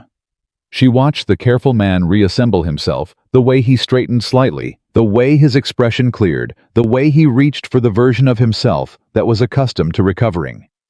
It was an impressive performance even now. She could see why she had believed him, but she could also see for the first time how thin it was, how much work it took to maintain. How exhausting it must be to be Samuel Brooks, perpetually managing the distance between what you presented and what you were. She thought without satisfaction and without particular pity, that is no way to live. "I'll need time," Samuel said. 30 days, Whitfield repeated. "Starting today." He left the land office 20 minutes later.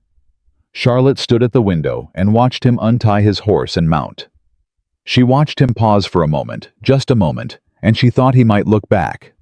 He didn't. He rode south toward town without looking back. Charlotte stood there until the sound of hoofbeats faded completely. Then she turned from the window. Caleb was watching her.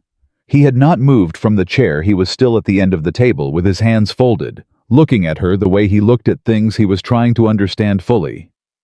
"Are you all right?" he said. She considered the question seriously. She thought about a bench in a train depot. She thought about 30 cents. She thought about the letters at the bottom of her suitcase.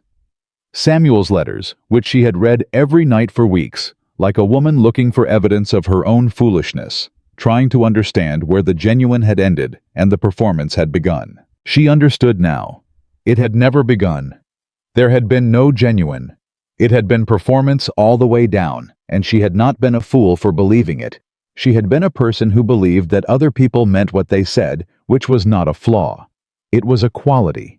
It was the quality Samuel had used because it was valuable, and the fact that he had used it did not make it less so. She looked at Caleb Hayes, and she thought about what Martha had said weeks ago at the sewing table. You don't have to be careful about him. Yes, Charlotte said, and she meant it completely. Good. He stood. He picked up his hat. He paused. For what it's worth. He stopped. Started again more carefully. What you did. Finding those letters, building the case, thinking 3 steps ahead of a man who had a year's head start on you. He held her gaze. It was something to see. Charlotte looked at him for a moment. He underestimated me, she said. People have been doing that my whole life. Caleb put on his hat. Their loss, he said. He went out. Charlotte stood alone in the land office with Whitfield's documents spread across the table and the echo of hoofbeats completely gone now, and she felt something she had not expected to feel in that moment. Not relief, not triumph, not even the righteous satisfaction she'd been building toward for weeks. She felt quietly and precisely like herself. Not the woman on the bench, not Samuel's instrument, not even the careful armored version of Charlotte Bennett who had arrived at this office with a plan and executed it. Just herself. Her own ordinary, extraordinary self, practical and perceptive with 11 years of solving puzzles and 30 cents in a fist, and the absolute unshakable knowledge that she had built something here that no one had given her and no one could take away. She picked up the documents. She stacked them neatly. She put on her coat. She went home. Samuel Brooks left Silver Ridge 2 days after the meeting at the land office. Pete saw him ride out.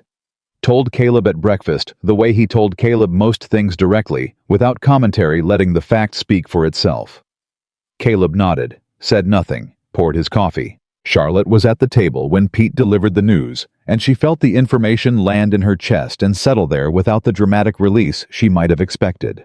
No flood of relief, no sudden lightness. Just a quiet, clean acknowledgement he is gone. Like a weather system that had been building for weeks, finally moving on. But she had been doing this long enough, surviving long enough to know that gone was not finished.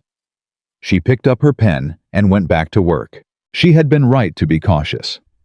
Because 3 days after Samuel rode south out of Silver Ridge, the town started talking. It began, as most things in small towns begin, with something small and seemingly unconnected. Charlotte was at Pearson's dropping off her 3rd quilt of the month and picking up a bolt of wool for Pearl Hutchins' sister's coat when she overheard 2 women at the back of the store speaking in the lowered voices that aren't actually low at all.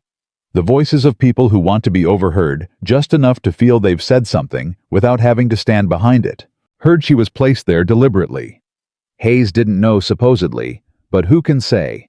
Man like Brooks doesn't just appear out of nowhere. Charlotte set the bolt of wool on the counter with a sound that stopped the conversation. She looked at Pearson. He looked at her with the expression of a man who has been hoping this particular moment would resolve itself without his involvement. "How much do I owe you?" she said. She paid. She left. She walked back to the wagon with the wool under her arm and her spine straight and her face giving absolutely nothing away. But her mind was moving fast. Someone had been talking. Samuel, she suspected, on his way out of town, or perhaps before planting seeds with the particular skill of a man who understands that the best defense is to make the other side look suspicious first. She didn't know exactly what he'd said. She didn't need to. She could reconstruct it from the fragments. She'd heard the suggestion that Charlotte had been a willing participant in the scheme, that Caleb had been manipulated by a woman he'd taken in, that the whole situation was more complicated and less innocent than it appeared. It was, she thought grimly, a smart move. She hadn't expected it, which meant she had underestimated him after all. Not in his ambition or his methods, those she had read correctly, but in his willingness to burn the ground on the way out. She climbed up to the wagon seat. She sat for a moment with the wool in her lap. Then she turned the wagon not toward the ranch, but toward Sheriff Cook's office. Cook was at his desk. He looked up when she came in, and his expression was the expression of a man who has been expecting this visit and isn't sure whether to be relieved or worried that it's arrived. "Miss Bennett," he said. "There's talk in town," Charlotte said. She sat down across from him without being invited. "About me and Mr. Hayes and the syndicate situation. I want to know what you've heard." He looked at her for a moment. Then he leaned back in his chair. "What I've heard," he said carefully, "is that there are questions about your involvement." "My involvement?" "Some people are suggesting that you were not an innocent party, that perhaps you came here knowing what Brooks intended." "And you," Charlotte said. "What do you think?" He looked at her directly. "I think you're the woman who slept on that bench for 3 days, he said. "And I think a woman who was in on the scheme wouldn't have needed to sleep on a bench." She felt something loosen in her chest. At that something she hadn't realized was clenched. "But my thinking isn't the issue," Cook continued. "The issue is that Brooks apparently spoke to several people before he left, told them enough to raise doubts. And in a town this size, doubts have a way of becoming verdicts." "Then we need to get ahead of it," Charlotte said. Cook raised an eyebrow. "The other ranchers on that syndicate list," she said. "The 7 parcels I identified. Have any of them been approached?" "I don't know," Cook said slowly. "Find out," Charlotte said. "Because if they have, they need to know what those contracts actually say. They need Whitfield to review them. And they need to know that the clause claiming a prior verbal agreement is fraudulent. She leaned forward slightly. If we can show this town that Brooks was targeting every independent rancher in this corridor, not just the Hayes property, then this stops being a story about a suspicious woman and starts being a story about an organized scheme. Cook looked at her for a long moment. "You've thought about this," he said. "I've been thinking about it since the moment I heard those women in Pearson's store," Charlotte said. "The only way to get ahead of a rumor is with a fact that's bigger." He picked up his hat from the desk. He stood. He looked at her with the particular expression of a man who is revising an assessment he should have revised weeks ago. "Give me until tomorrow morning," he said. The next twist came from a direction Charlotte had not anticipated at all, and it arrived in the form of a woman named Clara Dodd. Clara Dodd was the wife of Thomas Dodd, who owned the second parcel on Charlotte's map. A modest cattle operation 3 miles east of Silver Ridge, further from the railroad route than the Hayes property, but still directly in the syndicate's path. Charlotte had never spoken to her. She knew her by sight, a thin woman in her 40s with careful eyes, and a mouth that suggested she was accustomed to keeping things to herself. Clara Dodd appeared at the Hayes Ranch on Friday morning. Martha answered the door. Charlotte heard voices from the kitchen. She was mid-calculation on the livestock projections, and came out to find Martha and Clara Dodd standing in the front room, and Clara Dodd holding a piece of paper. "Mrs. Dodd," Charlotte said. "Miss Bennett." Clara held out the paper. Her hand was steady, but something around her eyes was not. "My husband signed this 3 weeks ago. He thought it was a standard grazing rights agreement." Her voice was even and controlled, and Charlotte recognized the particular quality of it. The voice of a woman who has been holding something very tightly for too long. "He found out yesterday what it actually was." Charlotte took the paper. She read it. She looked up. "Is your husband at home?" she said. "He's at the land office," Clara said, "trying to find out what his options are. But the man there, he doesn't know about syndicate contracts. He's only—" "I'll come," Charlotte said. She was already reaching for her coat. Martha was already handing it to her. Thomas Dodd was a large, quiet man with the bewildered look of someone who has just discovered that the floor he was standing on is not the floor he thought it was. He was sitting in the land office with his signed contract on the table in front of him, and the land registrar, a young man named Aldrich, who was extremely competent with routine paperwork and completely out of his depth. With anything else, was explaining apologetically that he wasn't sure what Mr. Dodd's recourse was. Charlotte came through the door. She sat down across from Thomas Dodd. She looked at the contract. It was identical to the one Caleb had been given. Identical clauses. The same prior verbal agreement language. The same mineral rights release. The same time-limited dispute window. The same fraudulent architecture replicated exactly. "When did you sign this?" she said. 3 weeks ago, Dodd said. His voice was rough. "Man came to the ranch, friendly. Said it was a grazing expansion agreement, that we'd have access to additional federal land north of the property line if we—" He stopped. His jaw worked. "Clara told me to read it more carefully. I didn't." A pause. "I should have." Charlotte looked at the date on the contract. 3 weeks ago. Before she had even found the newspaper notice. Samuel had been moving faster than she'd realized. "Have you accepted any payment?" she asked.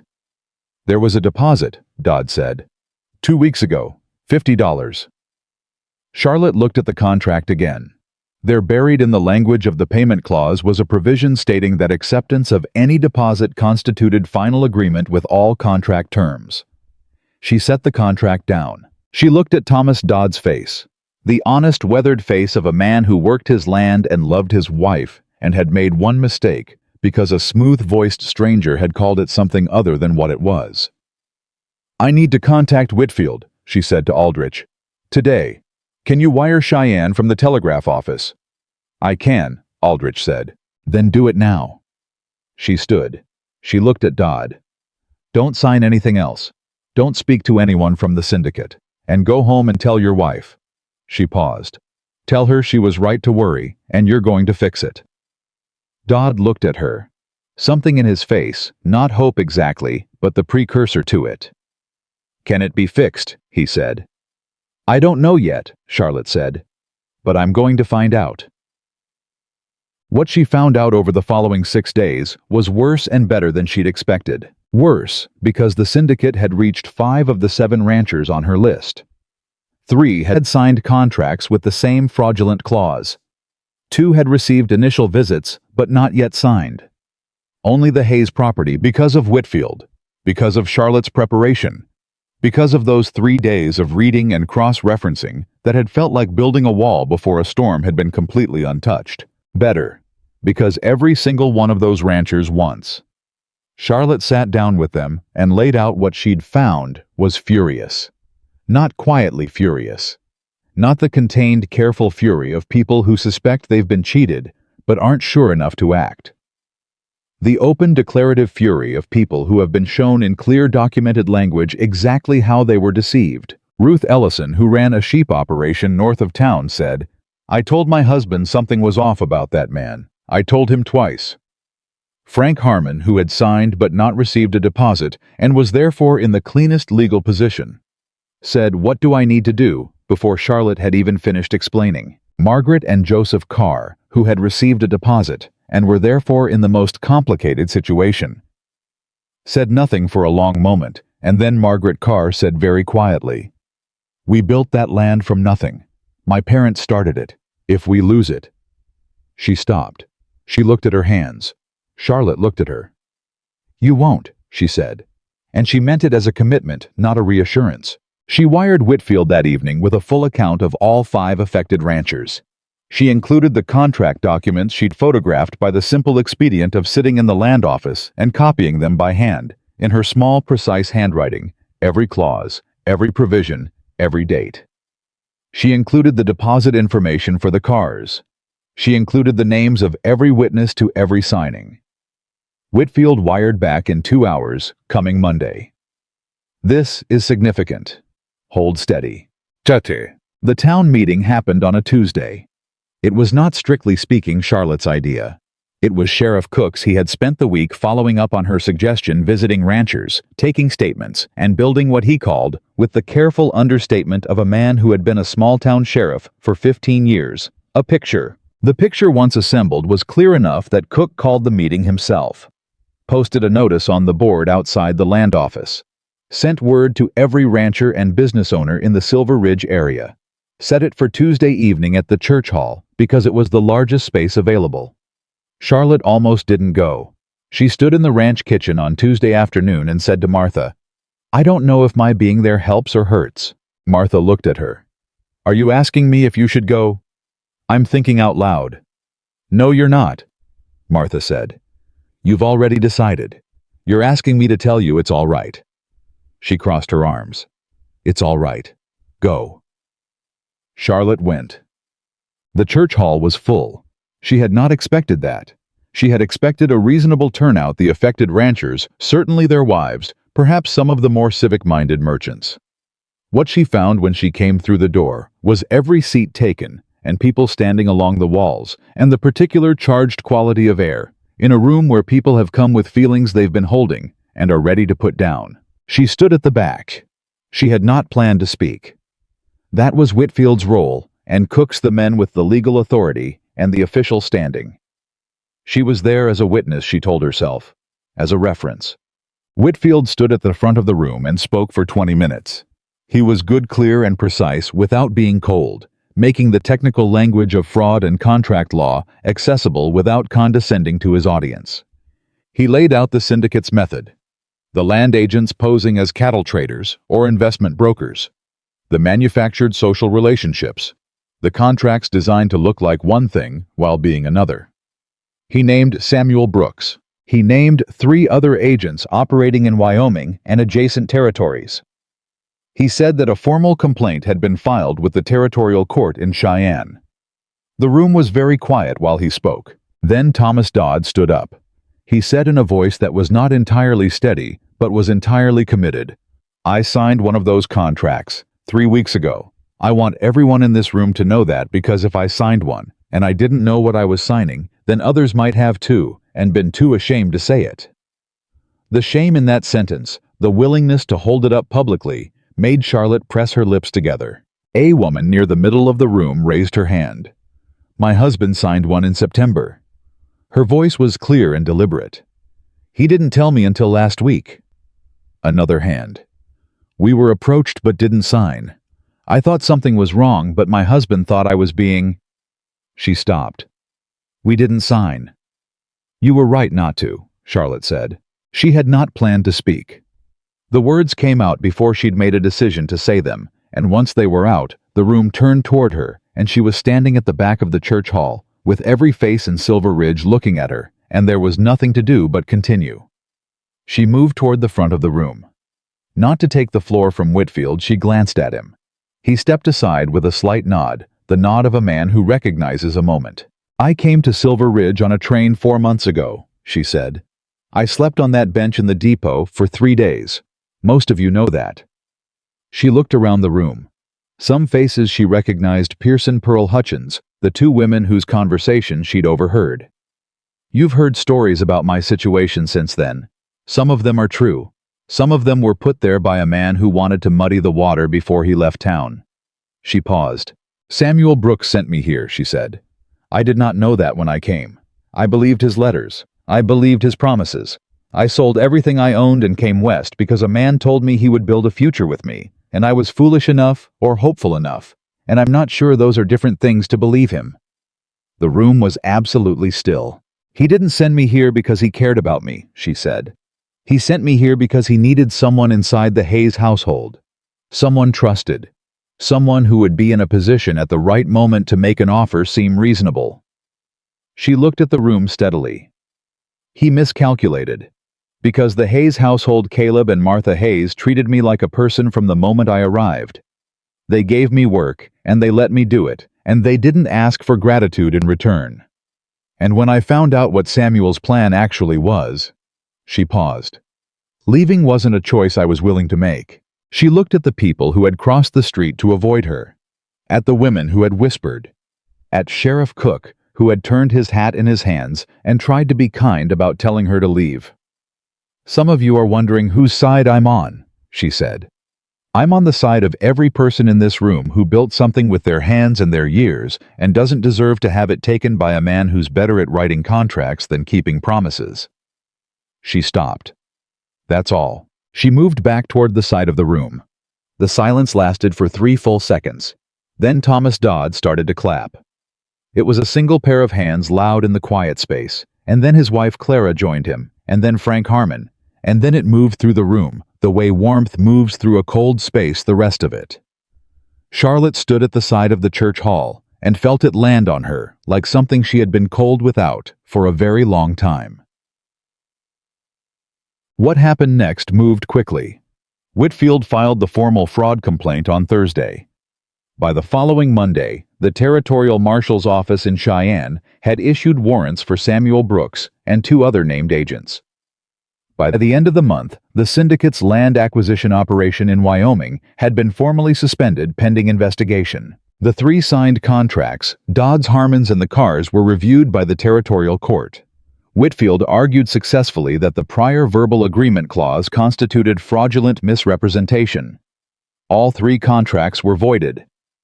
The Carrs got their deposit back. Margaret Carr came to the Hayes Ranch the day Whitfield sent word, and she sat at Charlotte's kitchen table, her table.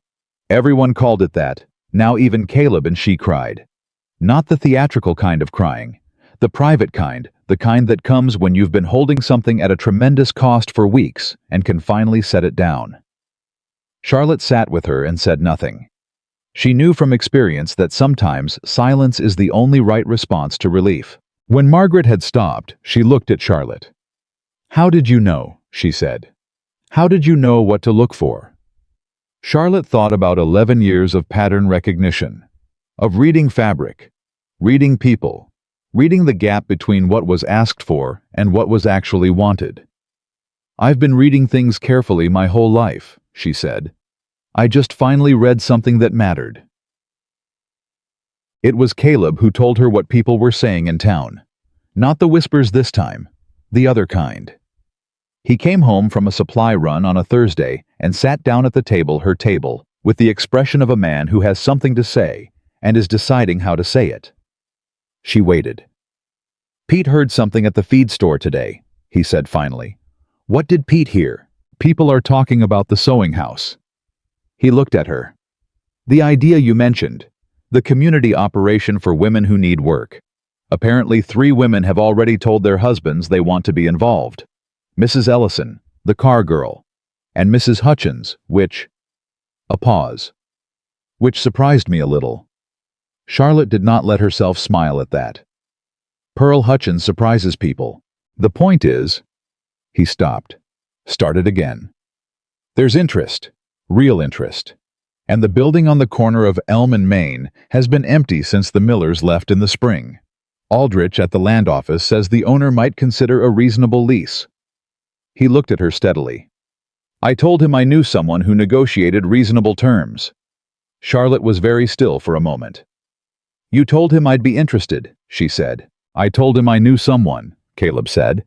"I didn't make any commitments. That's not—" He paused. "That's not mine to make."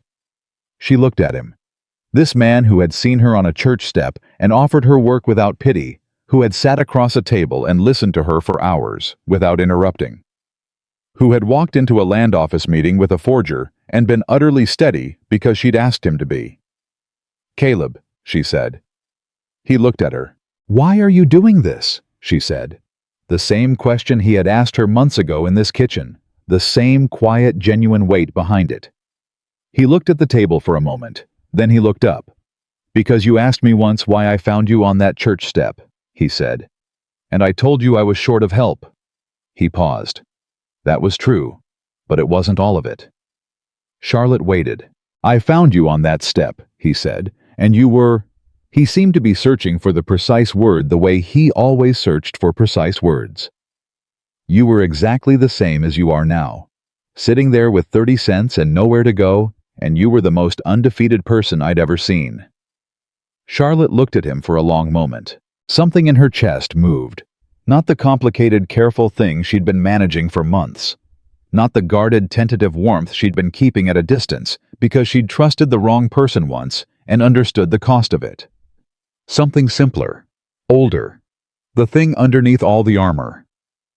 "I was terrified," she said. "I know," he said. "That's what I mean."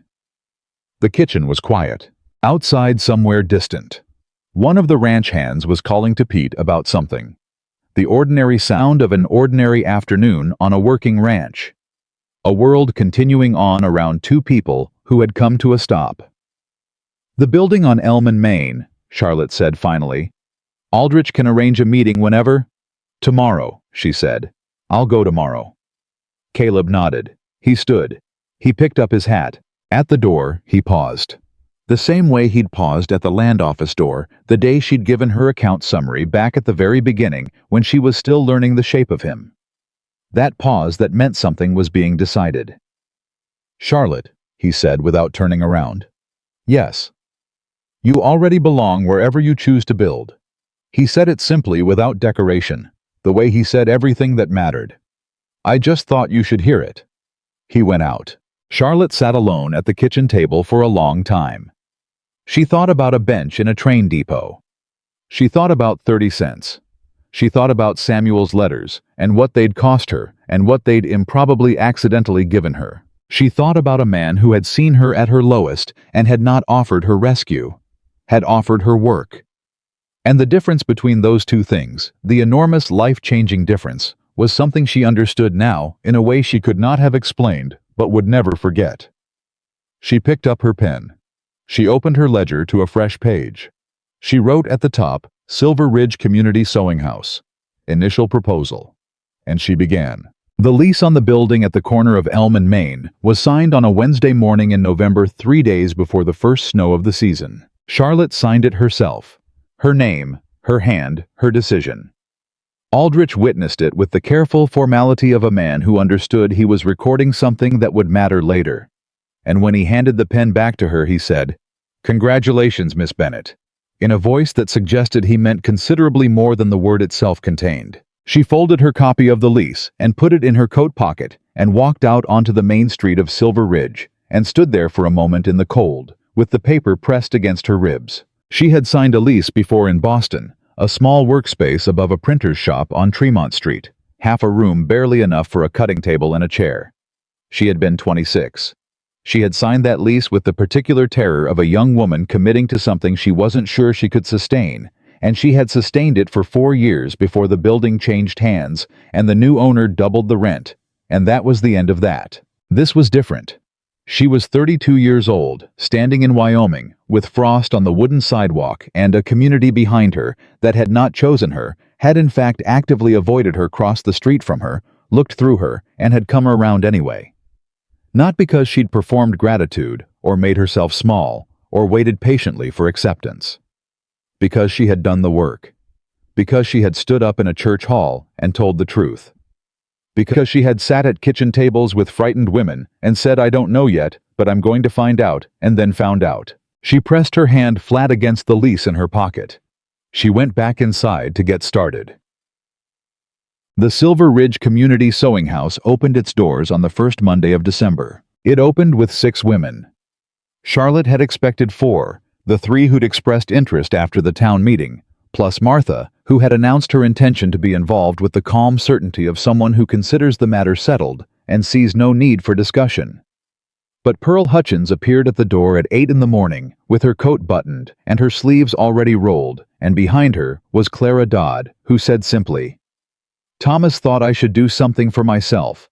He's right more often than I give him credit for." Charlotte looked at the 6 of them assembled in her building, and felt something she did not try to name because naming it would have made it smaller. She said, "Here's how we're going to work." She told them about the order book she'd already built. 12 confirmed orders from Silver Ridge, 3 from ranches outside town, and 1 from a hotel in Cheyenne that Whitfield had mentioned to a colleague who had mentioned it to his wife. She told them about the pricing structure, the division of labor, the wages she intended to pay. At the word wages, Clara Dodd looked up sharply. "You're paying us wages?" "Of course," Charlotte said. "I thought this was—" Clara stopped. "I thought we were contributing." "You are contributing," Charlotte said. "And you will be paid for your contribution. Those are not mutually exclusive things." She looked around the room. "Every woman here has skills. Skills have value. I intend to make sure that value is reflected in what you take home." Ruth Ellison, who raised sheep and had strong opinions about wool grades, said, "I think I'm going to like it here." Pearl Hutchins said nothing. But she nodded, and her nod had the weight of a woman revising a long-held position, and Charlotte accepted it without comment. They began. The first month was brutal and exhilarating in equal measure. The building needed more work than Charlotte had anticipated. The stove required replacing 2 of the work tables she'd bought second-hand, turned out to have warped surfaces that made precise cutting impossible, and the natural light from the east windows was adequate in the morning, but insufficient by afternoon, which meant lamp oil costs were higher than projected. Charlotte recalculated, adjusted, found a stove at the blacksmith's that needed repair rather than replacement, traded 2 finished quilts for a set of better tables from a rancher's wife who was moving to Denver, established a rotation so that the work requiring most precision happened in the morning. Problems arrived and were solved. More problems arrived and were solved differently. Charlotte moved through them with the focused efficiency of a woman who has spent 4 months rebuilding a failing cattle ranch's accounts and knows what it feels like to work against a deadline that doesn't care about your feelings. By the end of the first month, the sewing house was profitable. Not extravagantly, not even comfortably by the standards of what Charlotte intended to build. But it was covering its costs and paying its wages and producing a surplus that she put immediately back into materials and equipment, and that was enough. That was as she had learned to understand the definition of a foundation enough. Martha came by one evening after closing. The 2 of them had fallen into a habit of these end-of-day conversations, Martha bringing news from the ranch, Charlotte sharing the day's developments from the sewing house, the ordinary exchange of 2 women who have built something together and know the value of keeping each other informed. Martha sat on the edge of one of the work tables and looked around the room with an expression that was trying not to be too proud of itself and failing. Ruth Ellison told me today, "This is the best thing that's happened to this town in 5 years," Martha said. Ruth Ellison also told me the spring wool yield from her flock is going to be double what she expected, Charlotte said, and wants to know if we can take the excess. So I'm inclined to take her assessment seriously. Martha laughed. The easy, full laugh that Charlotte had come to love, the laugh of a woman who has been too serious for too long and has been given back some space to be otherwise. Caleb's been different, Martha said. Charlotte kept her eyes on the cutting table in front of her. Different how? Less, Martha considered. Less like a man who's waiting for something bad to happen. She said it plainly, the way she said everything. He's been like that for 3 years, since our parents died. Like he's managing the ranch the way you manage a loss, just trying to hold on, not really believing it can be more than that. She paused. He believes it now. Charlotte was quiet for a moment. That's the accounts, she said. The corrected projections. Charlotte. She looked up. Martha was watching her with those frank, dark eyes that had never once allowed her to get away with anything. It's not the accounts, Martha said. Charlotte looked at her for a long moment. Then she looked back down at the cutting table. I know, she said quietly. The twist Charlotte had not anticipated came in January, and it came in a letter, not from Samuel. She had not heard from Samuel since the day he rode south out of Silver Ridge, and Whitfield had informed her that he had been located in Denver and was cooperating with the territorial investigation in exchange for reduced charges. She had read that information and filed it away, and felt to her mild surprise almost nothing. The anger had burned clean. What was left was simply the absence of a threat. The letter was from Boston, from a woman named Edna Marsh, who identified herself as the sister of one of the other settlers Samuel had defrauded not in Wyoming, but in Kansas 2 years earlier. A woman who had read in a Denver newspaper about the territorial fraud case, and the Silver Ridge woman whose testimony had helped break it open. Edna Marsh wrote 4 pages. She wrote about her sister, who had lost a farm that had been in their family for 30 years. She wrote about 3 other families she knew of who had been similarly defrauded by syndicate agents operating under different names in different territories. She wrote about the difficulty of pursuing legal action when the victims were scattered and isolated and without resources. And then she wrote, I understand you have some experience with this. I would like to know if you would be willing to correspond with me about the proper documentation of such claims. Charlotte read the letter 3 times. Then she sat at her kitchen table, her table at the ranch where all the important things still seemed to happen, and wrote back for 2 hours. She told Edna Marsh everything she knew about syndicate acquisition methods, fraudulent contract clauses, and the documentation required to pursue territorial court action. She told her about Whitfield. She included Whitfield's contact information with a note that she had his permission to share it because she had sent him a telegram that afternoon asking that permission, and he had wired back within the hour, share freely. This is exactly the kind of case I want. She sealed the letter. She sat with it for a moment. This was not something she had planned.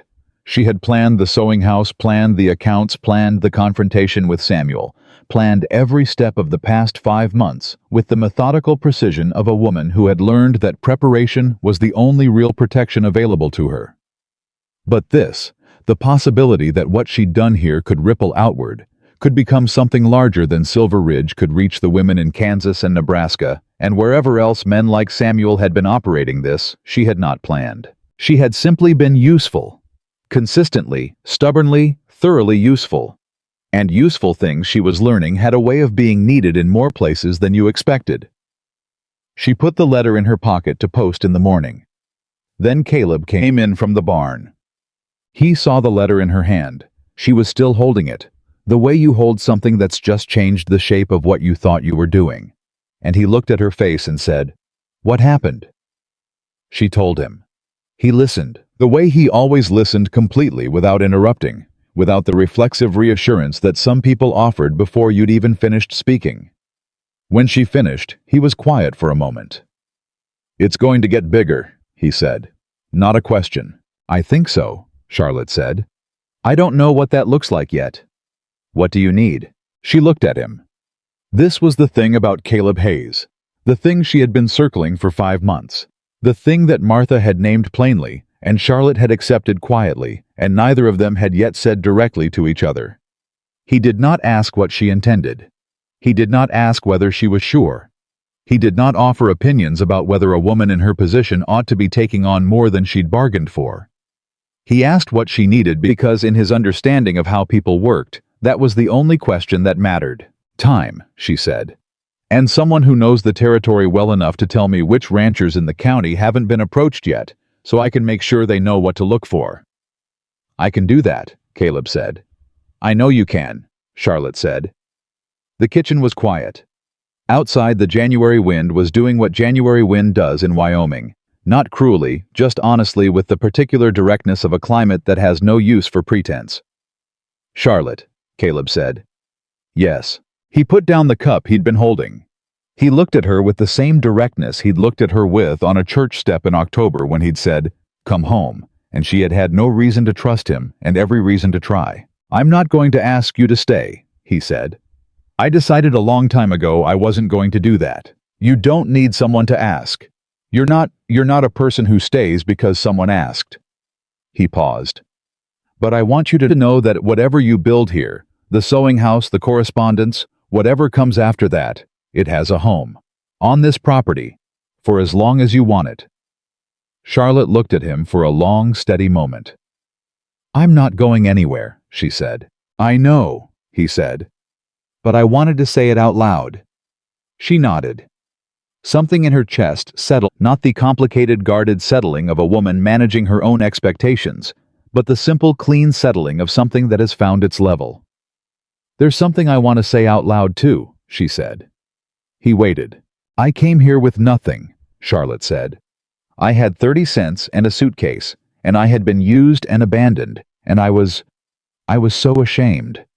Not of him, of myself, for believing him, for selling everything and coming out here on a train ticket paid for by a man who had already decided what I was worth to him." She looked at Caleb steadily. "You gave me work, not rescue. Work. You let me earn my place instead of giving it to me, and that—" She stopped. "That is the thing I needed more than anything else. The chance to prove to myself that I could do this, that it was mine, that no one could take it back." Caleb said nothing. "I'm saying thank you," Charlotte said. "And I'm saying it now because I should have said it months ago, and I was still too careful to say the real thing." He held her gaze for a moment. "You're welcome," he said, simply directly the way he said everything that cost him something. "And for what it's worth." His voice was quieter now. "You changed this ranch. You changed this family. You changed what I thought was possible here." He paused. "I should have said that months ago too." Charlotte looked at him. Then she smiled. Not the careful, controlled expression she had learned to maintain for the first months at the ranch. Not the professional composure she'd worn like a second coat, but the real thing. Unguarded and complete. "We're both slow," she said. Something broke open in his face. That startled laugh, the one she had heard only a few times, the one that made him look younger and less careful. "Yes," he said. "We are." The anniversary of the day they met fell on a Tuesday in October. Charlotte knew the date. She had always known it, the way you know the date of things that divide your life into before and after. She had not mentioned it.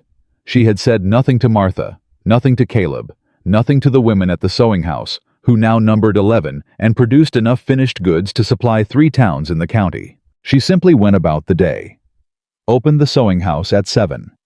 Reviewed the order book with Ruth Ellison, who had become, to no one's surprise, a genuinely formidable operations manager. Answered 3 letters, one from Edna Marsh in Boston, one from Whitfield in Cheyenne, with an update on the territorial case, one from a woman in Nebraska she had never met, who had heard about the Silver Ridge situation through a chain of correspondence that now stretched across 4 territories. She closed the sewing house at 6. She walked back toward the ranch in the early dark of an October evening, with the cold air on her face and her breath visible in front of her, and she thought about everything that had happened in a year, and found that she could hold it all without flinching. The bench, the 30 cents, Samuel's letters and Samuel's plan, and the moment she'd understood sitting alone in her room with a newspaper and a map that she had been used. The tin box in the tack room, the ledgers, the church hall. Margaret Carr's quiet, exhausted relief. Clara Dodd rolling up her sleeves at the door of the sewing house. Edna Marsh's letter. Whitfield's wire. She held it all. It was hers. All of it, the pain and the work and the slow, improbable building of something she had not expected to find in a town that had once treated her like furniture. It was hers, and no one had given it to her, and no one could take it back. She came over the low hill where the ranch first came into view, and she stopped. Caleb was at the bench. Not her bench.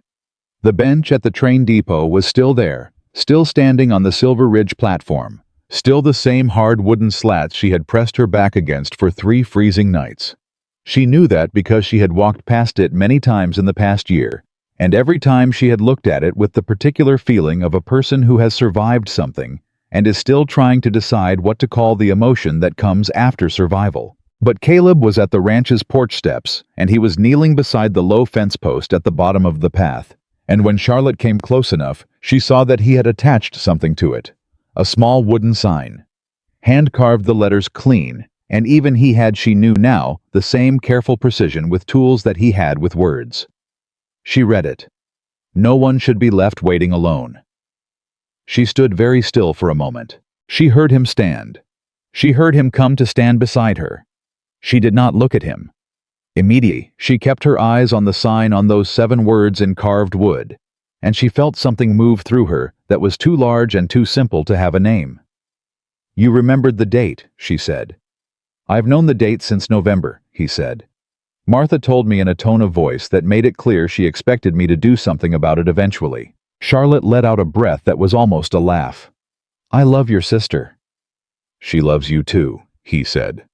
"She told me to do something worthwhile and not stupid, which is a high standard, and she knows it." Charlotte looked at the sign. "It's worthwhile," she said. "Not stupid. Definitely not stupid." She turned to look at him. He was watching her with that steady, unhurried attention that she had learned was still learning to receive without deflecting. The attention of a man who looks at things because he genuinely wants to understand them. She took his hand, not because he had rescued her. She needed that to be clear, even if only to herself clear and permanent and true. He had not rescued her.